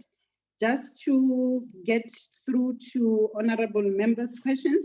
The first question on the list of questions by Honorable Chair Blanche was already responded to by General Musipi to indicate that ID in its establishment was mandated to deal with the cases that are stemming out of the commission. And I must just reiterate that within the team, because ID, it's prosecution mainly, we do have investigators from the Dpci and from SAPS that are sitting with ID for those matters that requires or are mandatory to the South African Police Service. That includes the arrest and preparation of the case docket to court. On my presentation, I also highlighted the fact that up to date, ID has already recruited 9 of our best investigators that were within the Directorate into the ID to assist with the cases. Although some of the matters we're still having and some are still coming, and we are addressing them as they come in that multidisciplinary collaboration. Chairperson, on the issue of the progress that the department is having on the issues of infrastructure, it's part and parcel of the whole package why we have requested the ring-fenced budget, but the talks are still going on. I will be in the Northern Cape next week to address the issue of accommodation. The team went to Limpopo and to Mpumalanga in the near past, where they were addressing the issues that the infrastructure, as the chair already wanted to understand if there are needs. Yes, we do have needs, including where the Dpci head office is sitting. There are submissions that were made and the request to improve on the infrastructure and to erect more office space. As where I am sitting, I have indicated that we are embarking on the process of recruitment, including the contract workers that will be with us for the next 3 years. So surely they will require some office space and other resources like computers and vehicles. So it's part and parcel of the package and the submission by the Directorate to the greater SAPS. On the personnel strength, on the cyber space, Chairperson, it's part and parcel of our recruitment process. On the 274, it is divided amongst the most critical components to deal with. And yes, cyber crime or cyber response team, it's part and parcel of our priorities, and we are looking into the capacity thereof. I do not have specific numbers of how many people we require or that are sitting on our submission for resources, but yes, it is part and parcel of what we are looking for this financial year and to be included on our recruitment processes. There was another question in regard to slide number 10, which is the performance indicators. Chair, if I am allowed as well, these are successes that we were to package. We are not in the position to speak to that. We are in the process of packaging the annual report that will also include how we dealt with the previous percentages in our indicators, and it will outline, as I have requested, we will submit this in writing. There was an issue on the Fusion Center that we have already alluded to, and slide number 20 for those issues of progress so far has been outlined, and I must further indicate that this is a multidisciplinary collaboration, meaning all cases that will be referred to court is because all those law enforcement agencies that are responsible will have each satisfy itself that the cases can now be referred to court for further processing. But what is lying on slide 20, it's an overall performance as at the end of December 2020 in regard to what a Fusion Center has achieved, and we are continuing to do that, meaning in the past 3 months, they may have some developments that we can also package in our next response to talk to those. Yes, indeed, the purpose of the Fusion Center was a swift response, which is why we have tabled this feedback as slide 20. There was a question from Honorable Tembeni in relation to whether COVID-19 have had any impact on the Dpci investigation. I must say, like many others, there were challenges that were experienced in relation to referral of cases to courts, the closure of the buildings, the members that were to be sent home from time to time. Yes, Honorable Chair, the impact thereof has also impacted on the developments of the cases that were referred by the Dpci, because some of the cases that were scheduled for court because of the closure, cases could not be finalized timeously, and some were in relation to engaging with the witnesses and the traveling, because we could not have traveled the way that we used to under an old normal. So those have already had challenges. We will submit the breakdown per province, including the conviction on all these Fusion Center cases as per the request of Honorable Tembeni. I've already alluded on the issue of the whistleblower on the Mpumalanga matter, and the members who have been charged for corruption, Chairperson, if I can also request that we will look into those specific numbers, unless if we have them within the human resource management of the broader SAPS. But Chairperson, we can look at only cases that are sitting with the Directorate, and will provide that a breakdown of cases where senior managers are investigated by the Directorate. The issues that were raised by Honorable Mapatwe on the issue of recruitment, I can confirm, I think it is also highlighted on my presentation, that already 9 of our members have jumped ship to the Investigative Directorate. So yes, we do see challenges where including the private sector will recruit, because SAPS have invested in training, and members that were exposed to some of the issues will get recruited outside of the Directorate or outside of the South African Police Service. Chairperson, I say I'm left with 3 minutes on the issues that were raised by Honorable Faku. On the separate budget, it's the matter that General Jimpani will highlight if allowed, and the capacity on cybercrime I already alluded to, and on project investigation, Chairperson, we can provide the outline or the breakdown of the cases on those projects per province, as it was also requested by Honorable Tembeni to give a proper breakdown of how did we responded to those project investigations.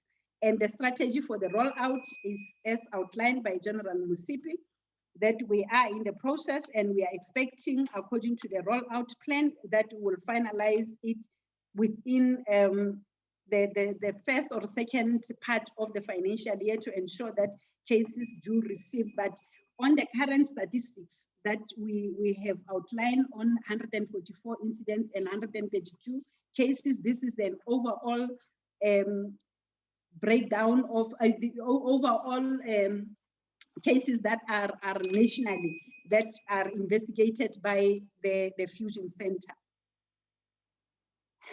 Honorable Chair, I think your last comment was on the state capture investigation that I've already indicated.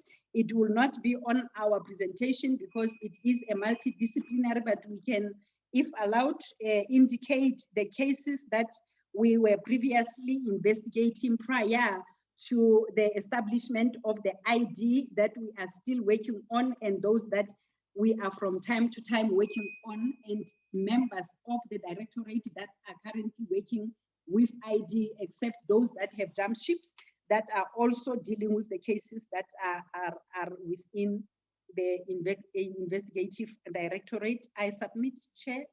Thank you. Thank you very much. Honorable Blanche, could you just briefly list your questions that you still need responses to? Chairperson, I think I will await whatever response we're going to get, because to all the questions were referred to.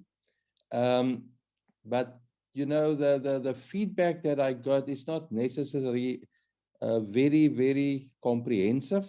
So let's see what I'm going to get back, if anything, and if they're not, then I'll write you, my questions to be resubmitted. Thank you, Chair. Thank you very much, Honorable Blanche. That takes care of the DPCI. Honorable Minister, you are still here. I would now give you an opportunity to introduce the IPID presentation. Thank you, Chairperson.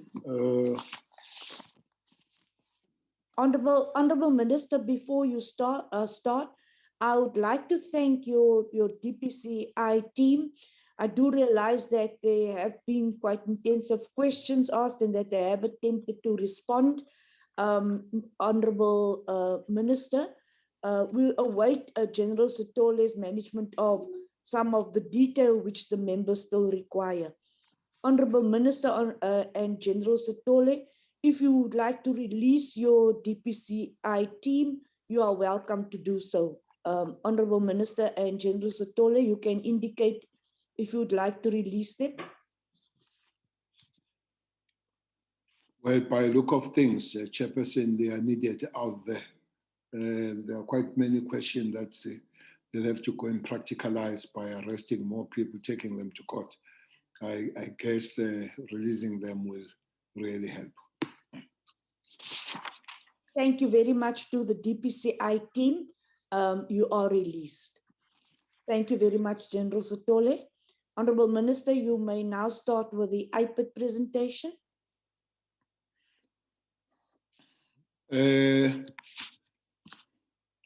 I would love to hear, since the apology from the ED, who's here? Is it Takalani? Who's here?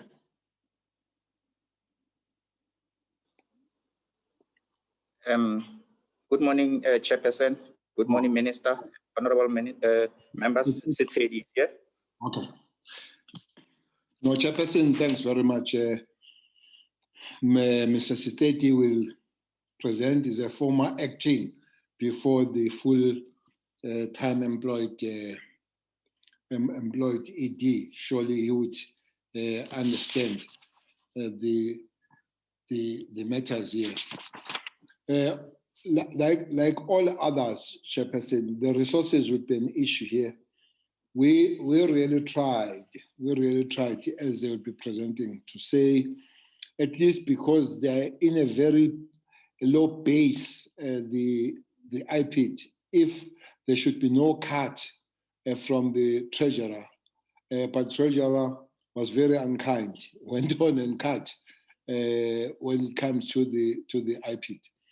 The second thing with the IPID chairperson is to try to explain the necessity, how necessary their work is. And while there would be tension now and again between the IPID and the structures that they work with, it's our work, it's our duty to say this is necessary so that everybody falls in line. Those are some of the things that we are trying to do.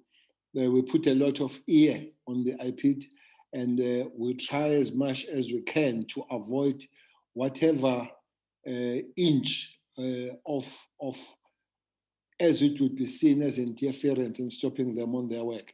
And we work really hard to make sure that they are supported to do their work in cleaning those that are not supposed to be doing things that they do or not doing things that they do.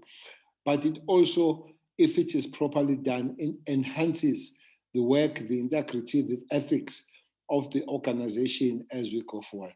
So Mr. Sesedi would lead us on the presentation on this IPID chairperson. Thank you very much. Thank you very much, Minister. General Satole, would you like to introduce the delegation? Thank you very much, Honorable Chair. I think the introduction of the delegation chair shall be done by the acting head of IPID. If you permit, you can take the floor. Thank you, Chair. Thank you very much, General Satole. The acting IPID head, you could start and introduce your team. Thank you very much, Chairperson. Greetings to yourself, honorable members, Minister, Deputy Minister, National Commissioner, as well as colleagues. Chairperson, let me take this opportunity to introduce the IPID delegations. We've got with us here the executive support. My apologies, could you start by introducing yourself? Myself, Chairperson, as introduced by the Minister, my name is Patrick Setsedi.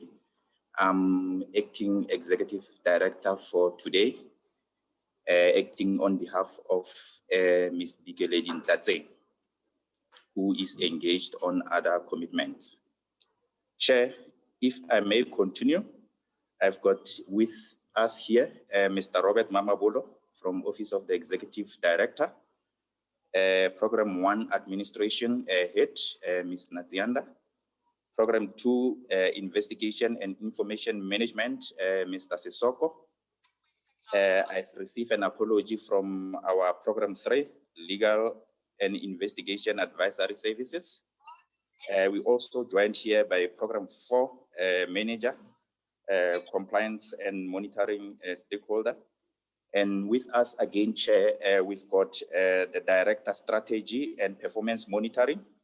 We also have Director Human Resource Management, as well as the Director Corporate Governance. We have also received an apology from our Director Internal Audit. So these are the members, Chair, who have joined the delegation for IPID. Thank you very much, Chair. May I continue with the presentation? Could you all mute your mics, please? Thank you, Chairperson. The presentation is in 3 parts. The first part is the Executive Director's overview. The second part is 2021 MTF budget. The last part is on performance information. Chair, in terms of the introduction, the purpose of this presentation is to brief the Parliament on the IPID's budget annual performance plan for 21-22 financial year, as well as the strategic plan 2025 adjustment. Chair, we continue to raise a concern on the reduction of budget baseline amount that continue to affect the department's plan. Chair, the budget reduction also results in an extensive reprioritization of the revised baseline and adjustment of MTF performance targets. Chair, we also continue to review our organizational structure for optimal utilization of our limited resources. Next slide. Chair, in terms of our key priorities for the 21-22 financial year, we have to finalize the IPID bill, which will result in IPID playing an oversight role on other law enforcement agencies that are currently not included in our IPID Act. Chair, we are also strengthening our investigative capacity and refining processes to improve the quality of our investigations. We are also planning to prioritize cases which will include GBV and femicide, rape, death, corruption, and torture.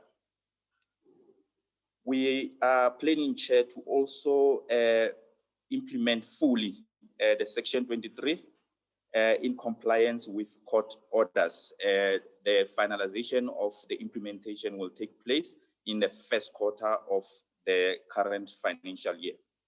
Chair, we'll continue to implement the ICT key infrastructure project, as we have been reported in the past about the challenges that we face within our ICT infrastructure. Chair, we developed and implement the new strategies in line with the Department 10-Went plan that were introduced by the current Executive Director when she started with IPID.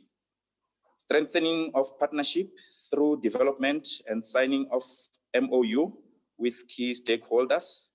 Strengthening of our internal control systems to ensure compliance with applicable legislative. Chair, this will assist us to obtain a clean audit as we have planned to do that. Chair, the next slide is slide number 7, will be on budget. Chair, we have demonstrated how allocation of IPID happened in 3 financial years from 2021 to 2024. Chair, the first financial year, we have received 348 million. That was increased by 1% in 22-23 and increased further by 6.2 million, which is 2% in 23-24. Chair, we have also presented the bottom part, which shows how we have been spending our limited allocation from 2018-19 to 2021.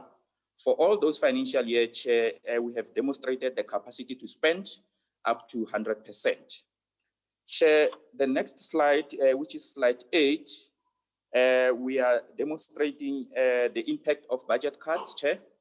That is highlighted in red for 2021. The IPID received a budget cut of 14 million, which is a significant, Chair, when you look at the size of the department. And for 21-22, Chair, we have also demonstrated the comparison of what was allocated in the previous financial year and what has been allocated in the current financial year, which is 21-22.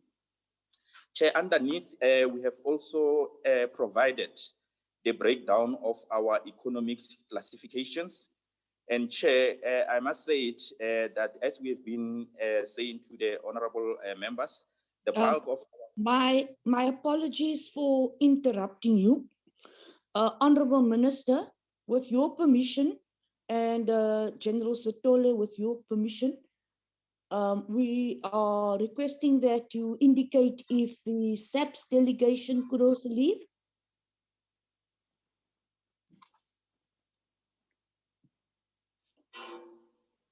Yes, Chairperson, General Sitole, I don't see their extended staying here adding value on the matter, but definitely the issues with General Stoll if they can or can't. Thanks. Thank you, Honorable Minister. General Satole, would you like your team to be part of this or would you like to leave? The SAPS team? Chair, I think I can appreciate if the delegation could be excused in the exception of HR, because HR work very close to IPID. Maybe only the Divisional Commissioner for Human Resources can remain. Thank you very much, General Satole and Honorable Minister. General Satole, you will then indicate to your team who should remain and who could leave. Thank you very much, General Satole. To you and your team, you may be excused. We can continue with the IPID presentation. Thank you. Thank you very much, Chair. Let me proceed with the bottom part of the slide. Chair, we have demonstrated how we have been allocating our limited budget per economic classifications from 2018-19 financial year to 21-22 financial year. Chair, you will notice that the bulk of our allocation is in compensation of employees, where we are trying by all means to capacitate the Directorate in order to do our investigations in line with our mandate. Chair, the next slide, which is slide number 9. Can we move to the slide number 9? Thank you. Chair, this is the diagram to demonstrate the budget allocation movement between the financial year since 18-19 financial year to the current financial year 21-22. Chair, the next slide, slide 10. Thank you. It talks to our internal controls that we have put in place to remain within our limited resources. Chair, the management will continue to reprioritize its limited allocations to ensure the achievement of its prioritized performance target.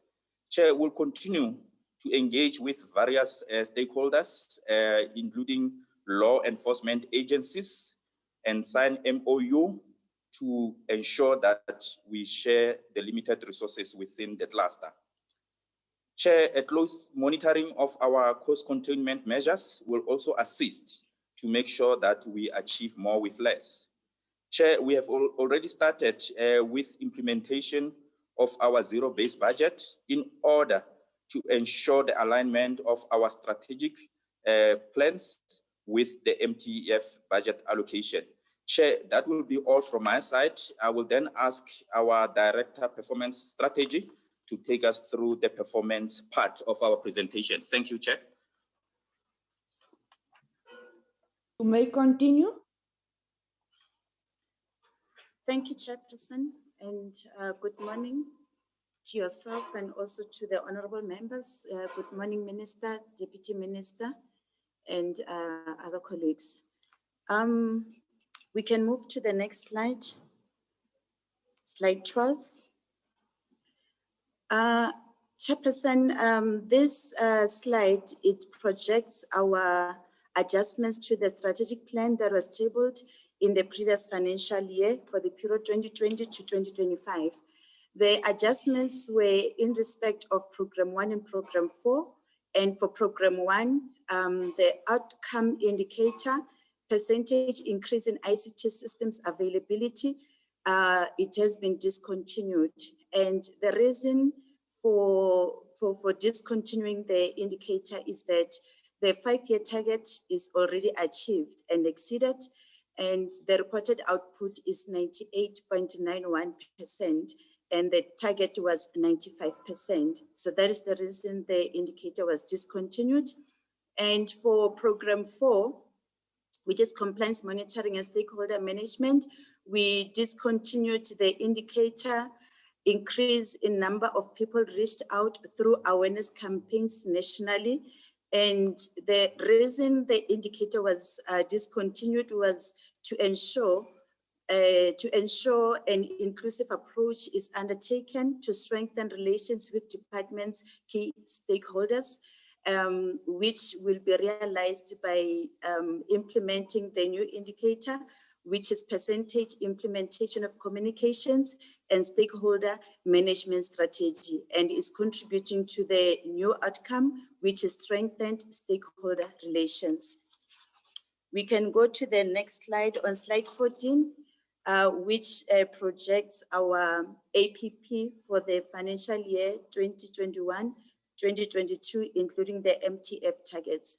Starting with Program 1, Administration, we have a total of 7 output indicators that are contributing to the attainment of our outcomes in the strategic plan.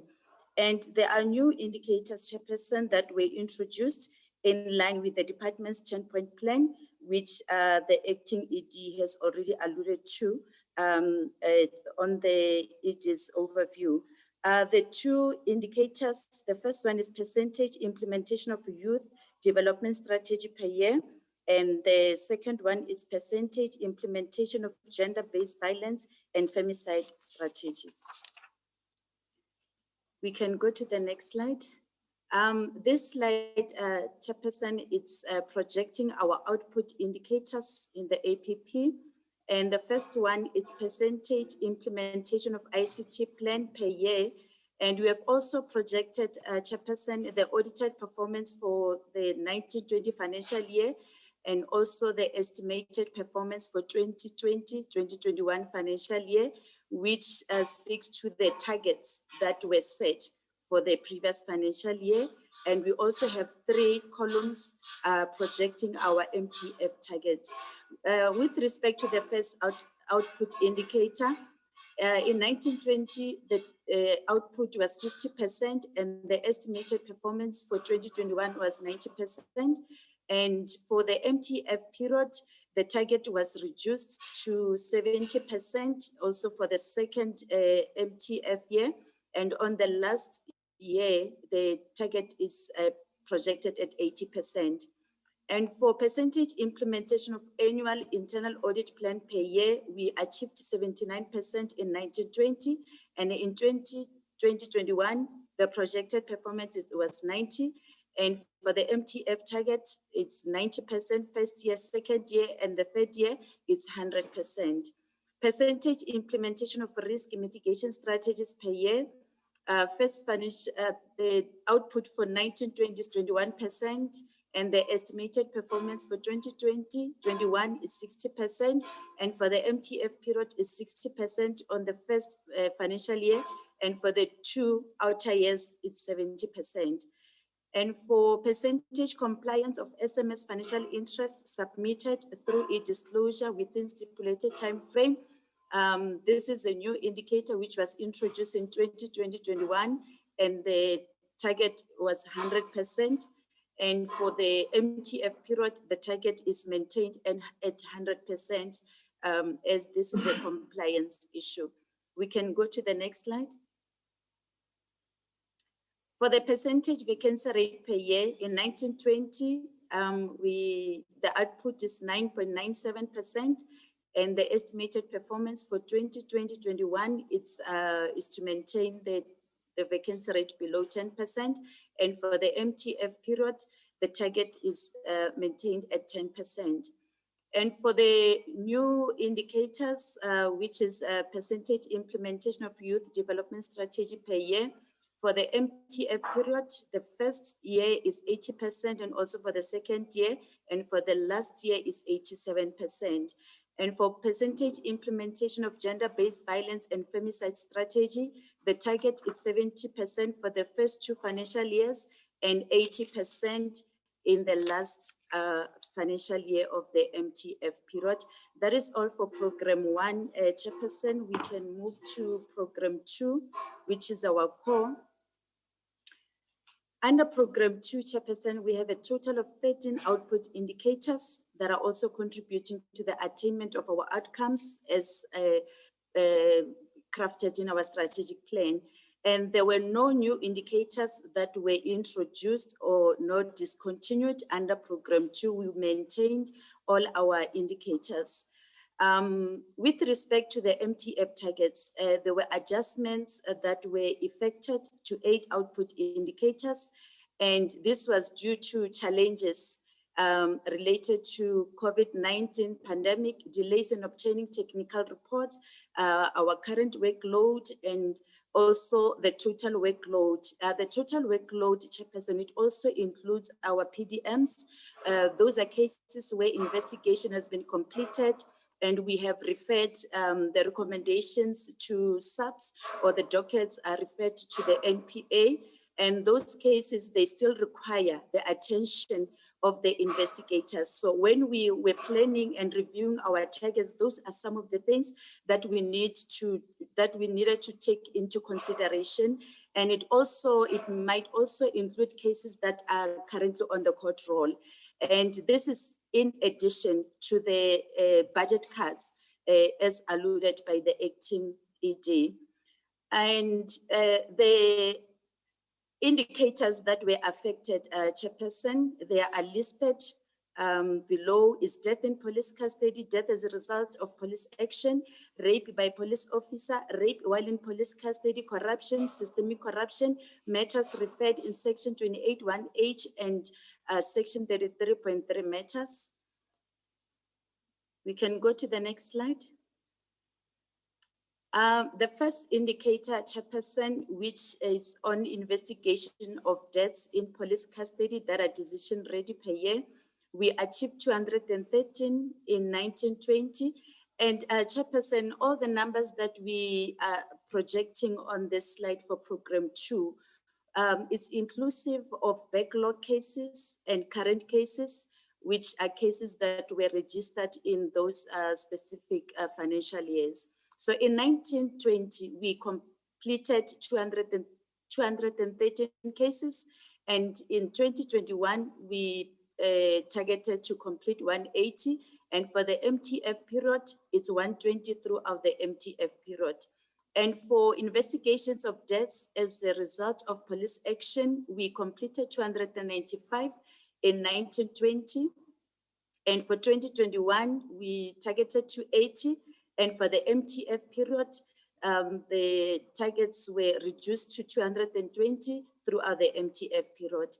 And for discharge of an official firearm by police officer that are decision ready, we completed 494 in 1920, and in 2021, we projected to complete 370, and we maintained the 370 throughout the MTF period.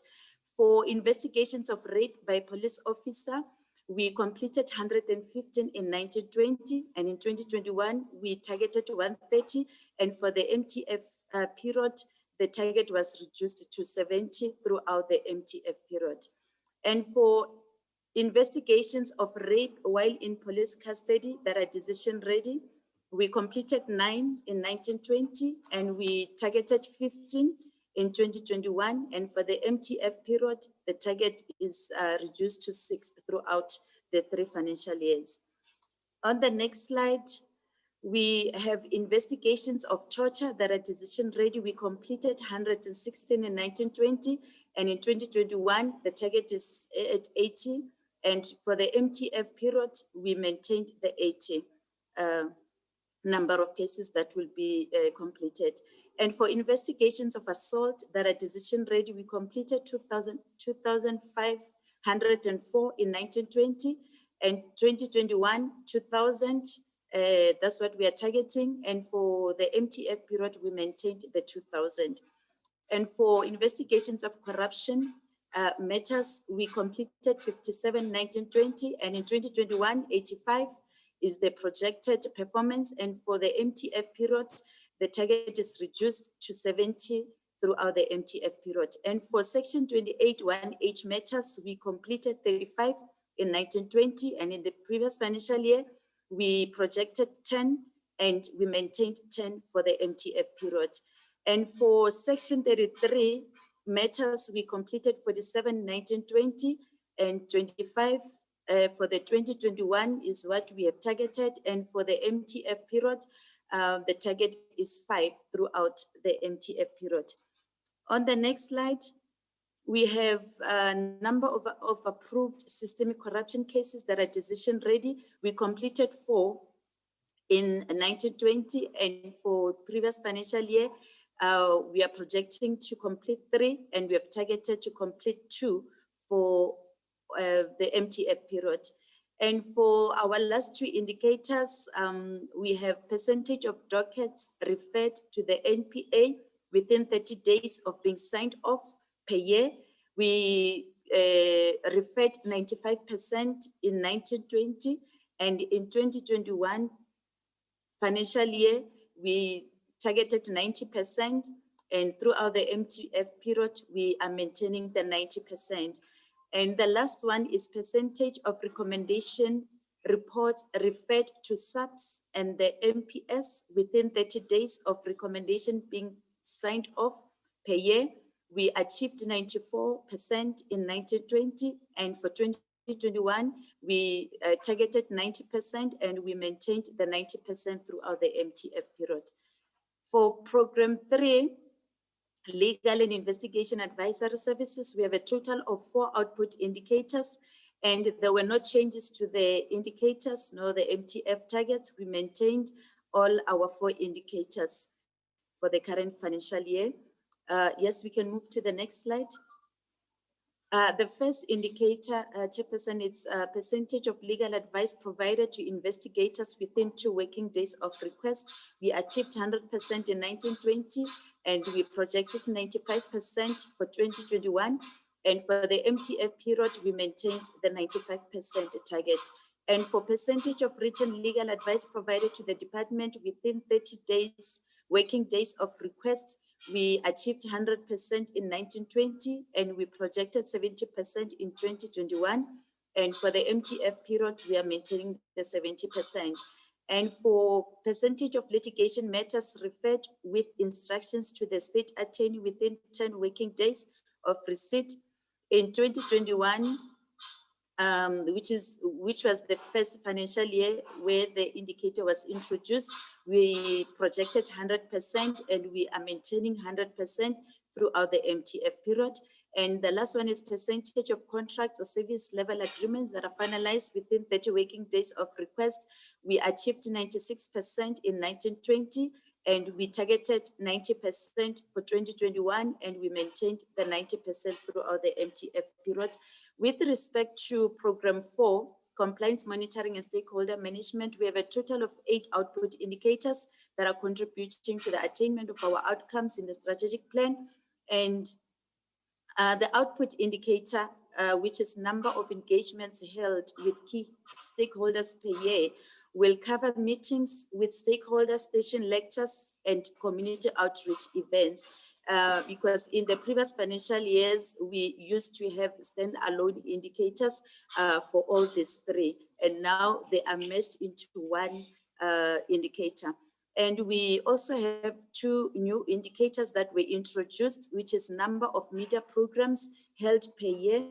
And we also have percentage implementation of access and awareness rural strategy per year, which is also one of the 10-point plans of the department. And there are 2 existing indicators that were reviewed. The only change was the method of calculation, which was changed from a number to a percentage. The first one is percentage of responses from SAPS and MPS that are analyzed within 30 days of request. Previously, it used to read as number of responses.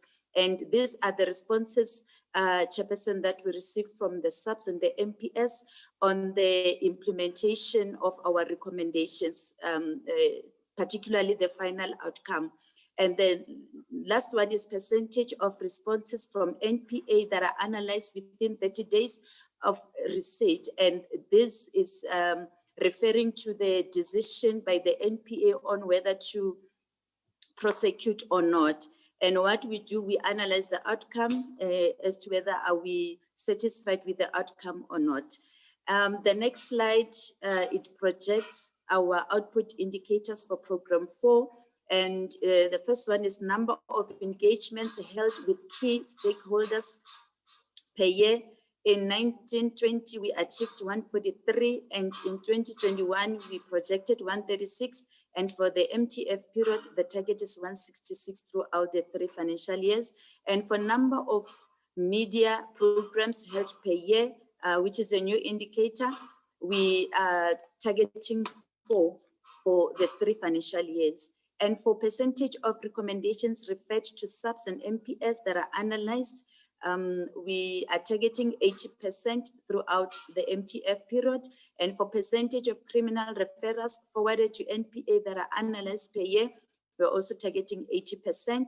And for percentage of responses from SAPS and NPS that are analyzed within 30 days of receipt, we achieved 99% in 1920. And in 2021, we targeted 60%.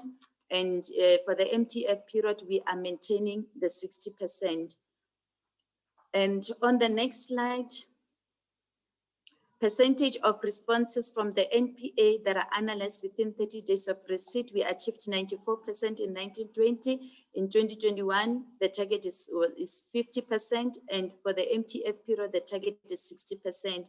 And for number of case docket inspections conducted per year, in 1920, we achieved 5. In 2021, the target is 5, and we are maintaining 5 for the MTF period. And the last one is percentage implementation of access and awareness rural strategy per year. The target is 60% throughout the MTF period. Thank you, Chairperson.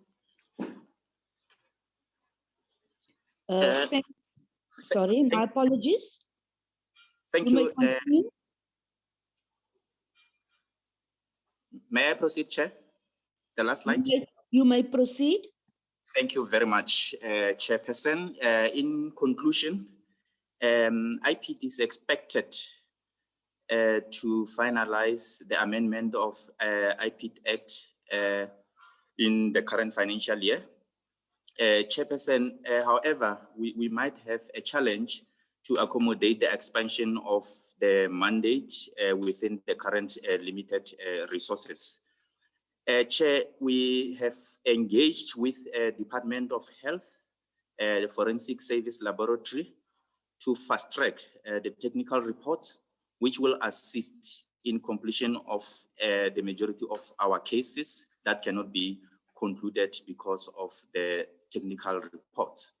Chair, the department will continue to strengthen its relationship with various stakeholders, such as National Development Agency, Community Safety, Investigating Directorate, as well as other entities within, particularly within law enforcement environment for sharing of resources.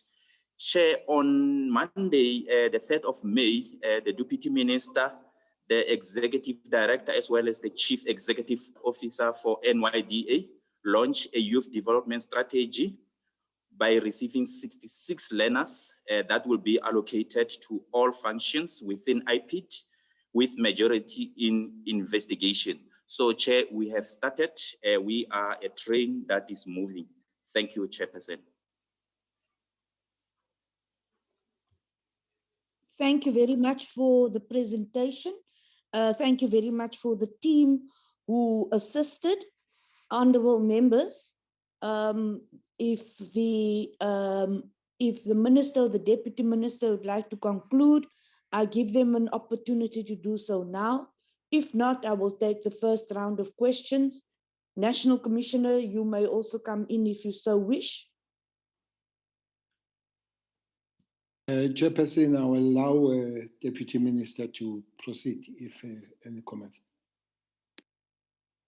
Honorable Deputy Minister, do you have any comments? No, thanks, Chair.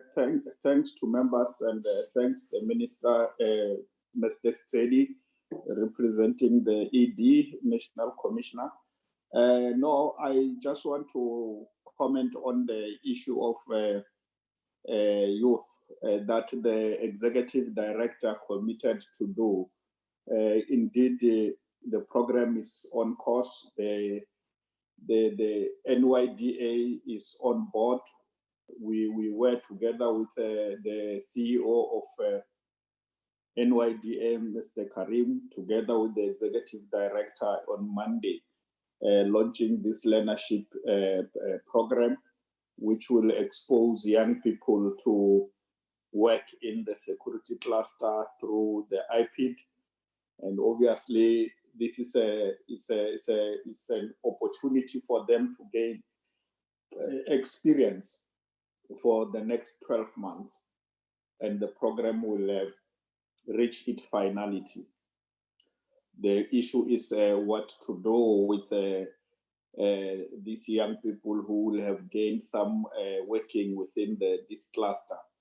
And this is a matter that the Executive Director will want to engage with the South African Police through the National Commissioner. And I think necessary arrangements will be made that there is this engagement so that going forward, these young people should not be lost because, it's not a permanent arrangement, but it's an opportunity to learn. And this learning can be off-handy within the cluster, not necessarily for the South African Police, but broadly the security establishment. And I think we'll have to find a way of how do we engage with this. We know generally learnerships are meant to expose young people, and that is the understanding of government. But circumstances must dictate on how we deal with it broadly. But we want to commend the Executive Director in her absence that she committed to do this when she came in. And indeed, she's living to her commitment. Thank you, Chair. But generally, we are comfortable with what the Executive Director and IPID, the direction they are taking, will assist us greatly. Thank you very much. And thanks, Minister, for allowing us to make a comment. Thank you. Thanks, Chair. Thank you, Honorable Deputy Minister, and thank you to the Acting Executive Director and his team. Honorable Minister and Deputy Minister, you could just also indicate when you are ready to leave or when you're expected to leave. Furthermore, I shall now give an opportunity to the Acting Executive Director to respond to questions. I'll take the first round of questions. I've noted Honorable Faku and then Honorable Tablanche. And then Honorable Shembeni in that order. Honorable Faku, Tablanche, and then Shembeni. Thank you very much, Chair. I think I will echo the words of the Deputy Minister. Sometimes when you appoint a woman in a position, people are kind of, they are sometimes scared, does the person have capacity or not? I think from the presentation that we have received, one must say that we are very much impressed with the work that the IPID has done thus far. You even see them on the media, on social media, on the developments, especially one that the Deputy Minister has alluded to of the NYDA. So really, I think now IPID is more accessible and we can really see that there's a great improvement from where we were before. Can just IPID give us details on the gender-based violence strategy and indication how this will focus on internal and external environment, Chair? And the other thing, there was an issue that they are moving to new offices. Have they really moved into the new offices, or it's still a process for them to move in? Chair, that is my only question, but really one must say that they are doing a sterling job, Chair.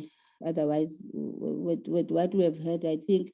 But my issue, Chair, will always be consistent to say that IPID needs an additional budget, as we have indicated before, because the work they are doing, there's a lot they are doing. Also, let us appreciate the capacity building.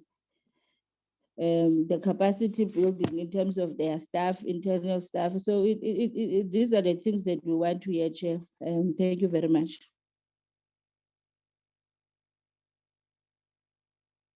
Thank you very much, Honorable Faku. I now go to Honorable Tablanche and then to Honorable Shembeni. Chairperson, thank you. Chairperson, the decreased budget allocation for this program, and then coupled with the significant decreases in performance targets, is first of all a very serious concern for me. And I think we just need to get some clarity on that.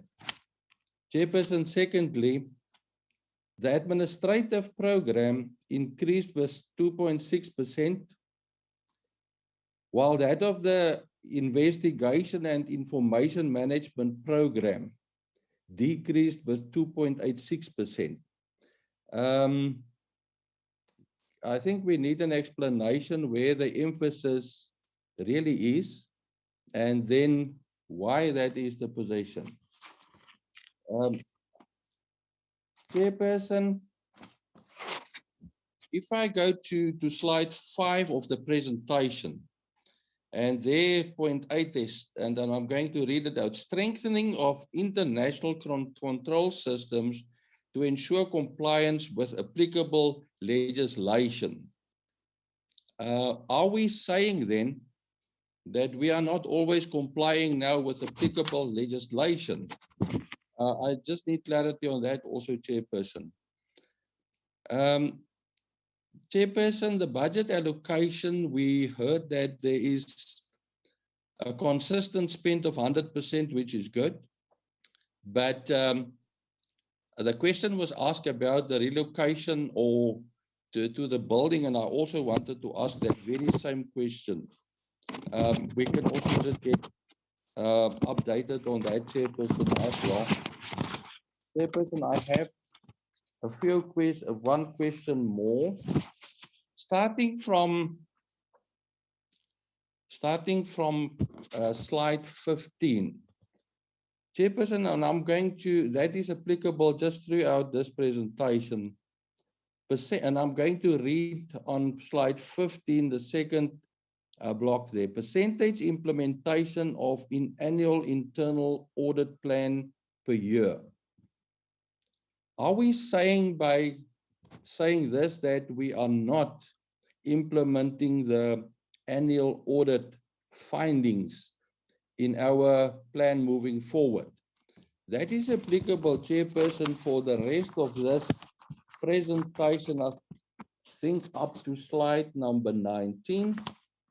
Chairperson, I will stop there for now. Thank you.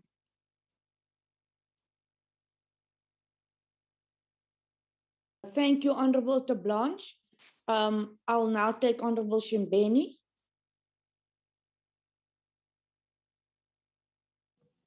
Thank you, Chairperson. I don't have much. Thank you very much for the presentation. I just want to quickly find out if can the Directorate explain the significant shifts in the budget allocations of the sub-programs. And then number 2, what is the status of the case flow management system, that the system had significant challenges in recent years? Have these challenges been addressed or what? And then number 3, of the backlog, what number of cases are awaiting technical reports, such as post-mortem, DNA, ballistics, histology, and toxicology reports? And lastly, why did the department remove the performance indicators for community outreach events and station lectures? Or can it mean that this was the cause of by the COVID-19 restrictions or what that made the department to remove, or they've got other reasons that made them to remove these performance indicators of the community outreach events and station lectures. Thank you, Chairperson. Thank you very much. I do not have any further questions. You may respond to the questions, Acting Executive Director. Thank you, Chairperson, and thank you, honorable members, for those questions that have been posed. I will try to respond to some, and my colleagues who are with me here, they will also deal with some of the questions that have been posed. Chair, I will start with Honorable Faku. My colleague will deal with the gender-based violence question. In terms of her second question on whether we have moved to the new building, the answer is yes, Chairperson. We are talking to you sitting in the new building, which is Benstra, situated in Pretoria, Arcadia. We have started moving from April, the 1st of April, and we have concluded the movement. Chair, in terms of the other issue, I think from Honorable Faku was the emphasizing on our budget pressure. Yes, Chair, we appreciate all the efforts by honorable members to assist and support IPID in making sure that we receive additional funds in future. Chair, with regard to Honorable Dere Blanche, the first question was why the budget reduction on program 2, which is investigation and information management, and an increase in administration. Chair, this is as a result of the relocation. The bulk of our expenditure, Chair, in terms of relocation, is sitting in program 1, administration, for security management, as well as ICT infrastructure. Therefore, we have since reprioritized our budget to make sure that we make funds available for relocation expenditure. Chair, the other question was on the strengthening of internal control. The question is, are we not complying now?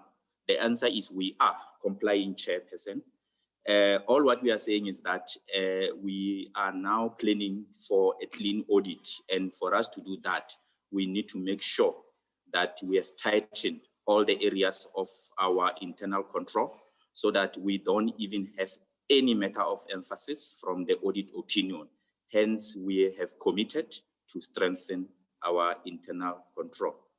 Chair, let me ask our Director Strategy to address the gender-based violence from Honorable Faku, as well as other performance questions from both Honorable Dere Blanche and Honorable Chembeni, and will then ask Ntate Sisoko from the investigation on the other issues related to investigation. Thank you. You may continue. Thank you. Thank you, Chairperson. With regards to the question on the GBVF matters on how are we going to implement it in order to address both internal and external environment. We have an implementation plan, Chairperson, and some of the deliverables, they are more focused internally, and we have some of the deliverables that speaks to training of our investigators on how to deal with GBVF matters, particularly matters relating to rape, where women are victims, so that they can be sensitive on how they address such matters. We also have men's dialogues internally that will be implemented as per the deliverables in the implementation plan. And some of the deliverables is to review our policies, internal policies. One of the examples is SCM, which will then ensure that our policies, the agenda, are responsive in terms of procurement issues. And for the external environment, the most key deliverable, Chairperson, is that we are prioritizing cases on GBVF. Not to say that those are the only matters that will be investigated, but we'll have a certain percentage that we will ensure that we achieve in a financial year to ensure that we are prioritizing such cases.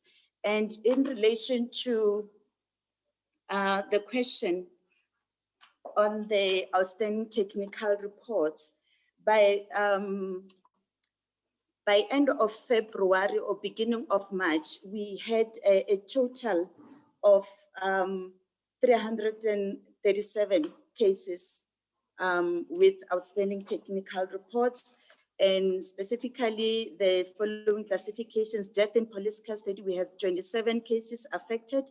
And for death as a result of police action, we had 215, which is the one that is higher than the rest. And the other one is discharge of an official firearm. We had 76 cases with outstanding technical reports. And for rape by police officer, we had 13, and assault, it was only 6. So in total, we had 337 cases. Thank you, Chairperson. Thank you very much.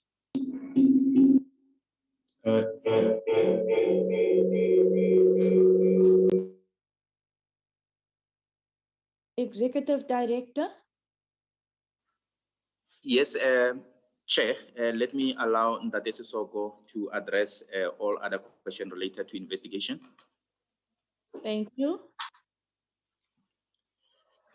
Chair, I think the issues that have come up, it's in relation to the review of the targets in relation to the budget.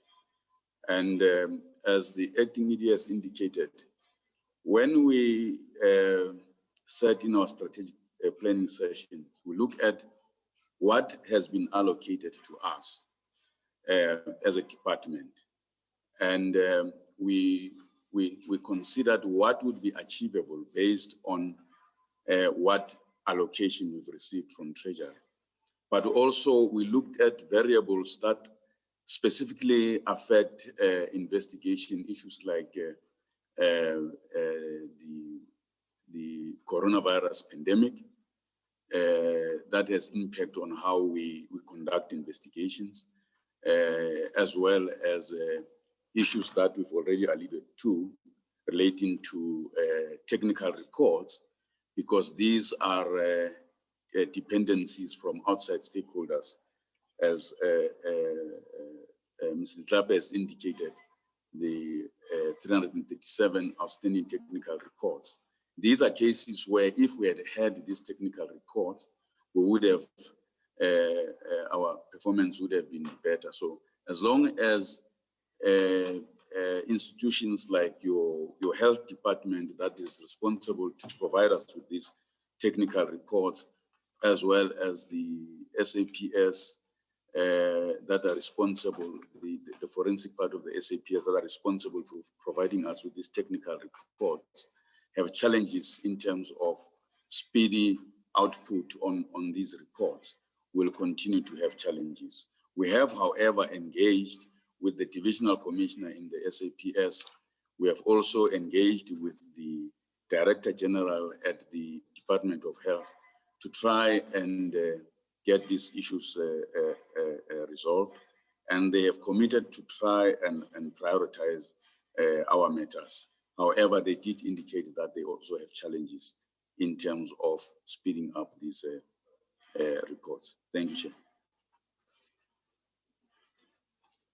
Chair, there was a question from Honorable Shembeni on the community outreach target. I will ask our Director Strategy to respond to that question.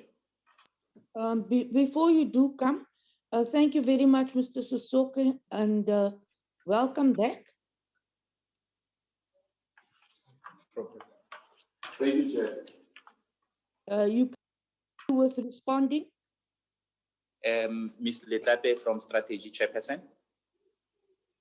You may continue. Thank you, Chairperson.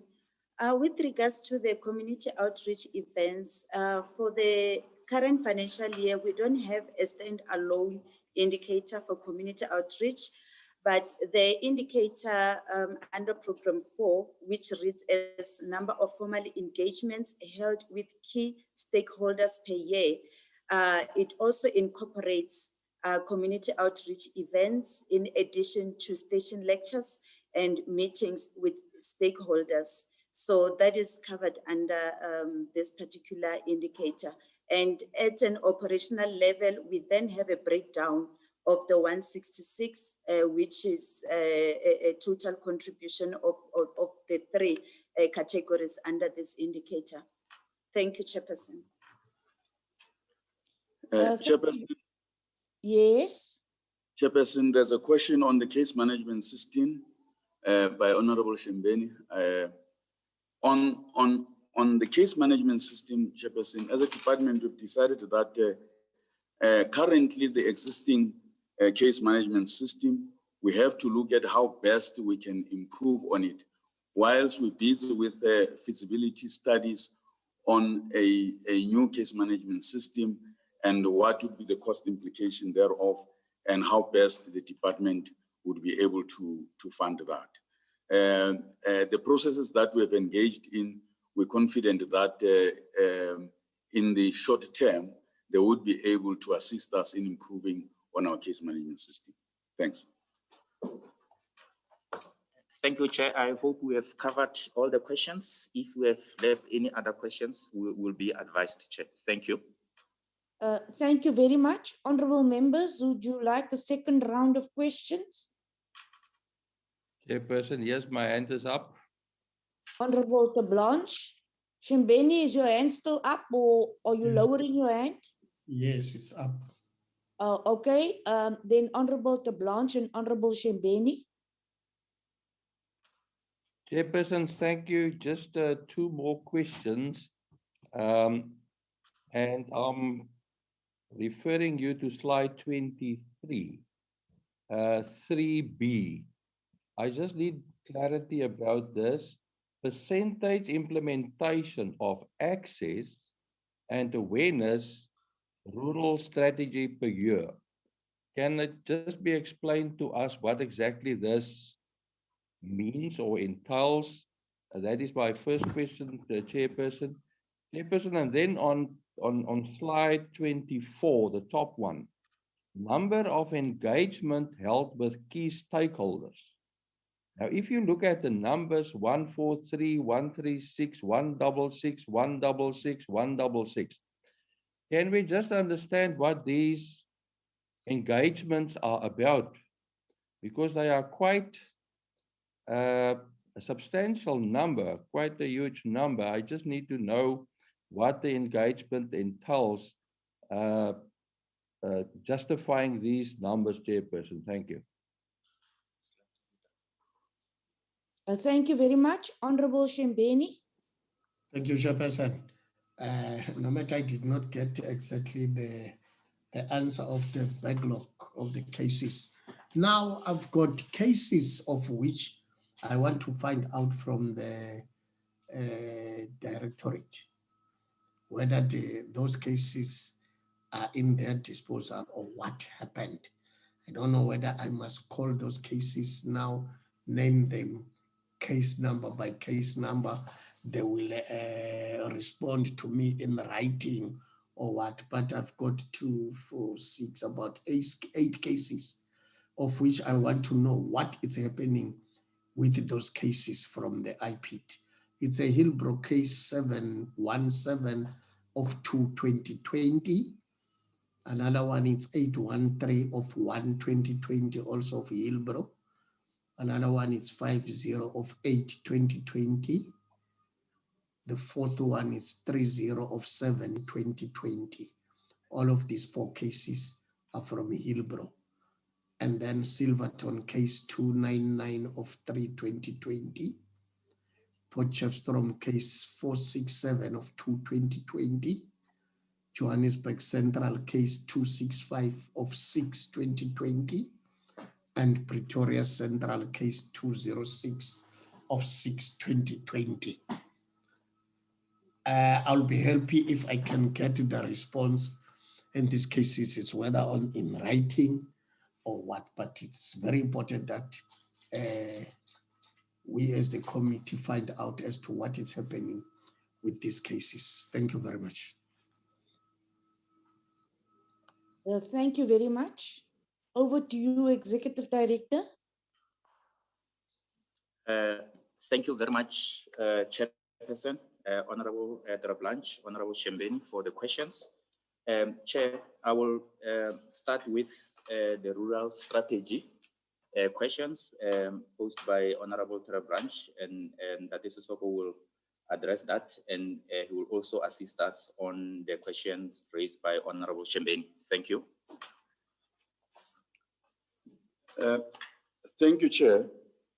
As indicated on our APP targets with regard to percentage implementation of access and awareness rural strategy, we have developed a access and awareness rural strategy, and the percentage that talks to the level to which we intend to implement that strategy.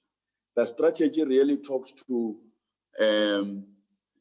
awareness of the work of IPID and access of IPID in the rural communities. So in terms of this strategy, what we are trying to do as a department is to engage with other sister departments that has presence in rural communities, where we can also have deploy people to be present there so that we are accessible to rural communities, but also to make these communities aware of the work of IPID and be able to service those rural communities. So that is what the nub of the strategy is about, Chair. With relation to the specific cases that Honorable Shembeni referred to, we would request that we respond in writing on those specific cases, because we have to go and check on those specific cases, and we'll be able to do so. Thank you. Chair, the last question from Honorable Blanche was on the stakeholders. Who are these stakeholders? Chair, the stakeholders we are referring to SAPS, NPA, other entities within JCPS cluster, members of community through various structures like your community policing forums, and as well as your traditional authorities. So those are the structures that we refer to under our engagement with key stakeholders. Thank you, Chairperson. Thank you very much for the responses. Honorable Shembeni, do you still have your hand up? No, sorry. Let me lower my hand, Chairperson. Thank you. Honorable members, do you have any further questions? Chairperson, may I just make a comment, please? You may. Chairperson, the answers that I got on the last two questions were very vague. I am no more informed than before I asked the question. And maybe, you know, they can send something more comprehensive in writing on that, because really that they did not answer my questions at all. So I would like to get something in writing, Chairperson. Thank you. Could you please respond in more detail to Honorable Blanche? Thank you very much. Honorable members, do you have any further questions? I do not see any hands. Honorable Minister, and to your team, Deputy Minister, General Sitole, the Executive, IPID head, and all those who have presented and responded today, I thank you very much for your participation. Honorable members, we will reconvene for, is that Friday? Am I right, Dr. Kinnis? Yes, Chair. Yes, Chair. On Friday. And yes. So, honorable members, thank you very much for agreeing to 3 sessions in 1 week. This will also enable our staff to prepare their reports. I think we will be able to adopt our reports well in time, and you'll also be able to receive your budget reports well in time. Honorable members, that brings us to the end of the business for today. We will reconvene on Friday. Thank you very much for your participation, and thank you very much for your attendance. The meeting is adjourned. Chairperson, yes? Thank you, Chairperson. Chairperson, what has happened to Andrew White? Have you banned him to speak? Honorable Minister, are these the off-record comments? No, I'm just asking. They are off record. It's so unusual, but fine. Thanks. I will convey that message to Honorable Whitfield. I think he has left the platform already. Okay. Thanks. But I'll convey to Honorable Whitfield that you are missing him. I guess he's missed. I just hope nothing bad happened to him, because his silence is deafening. Honorable Minister, will definitely inquire if our colleague Honorable Whitfield is still okay. I think we must also congratulate Honorable Moss. She is now joining another cluster, or peace and security cluster. She's appointed to the Justice and Correctional Services Committee. Thanks, Chair.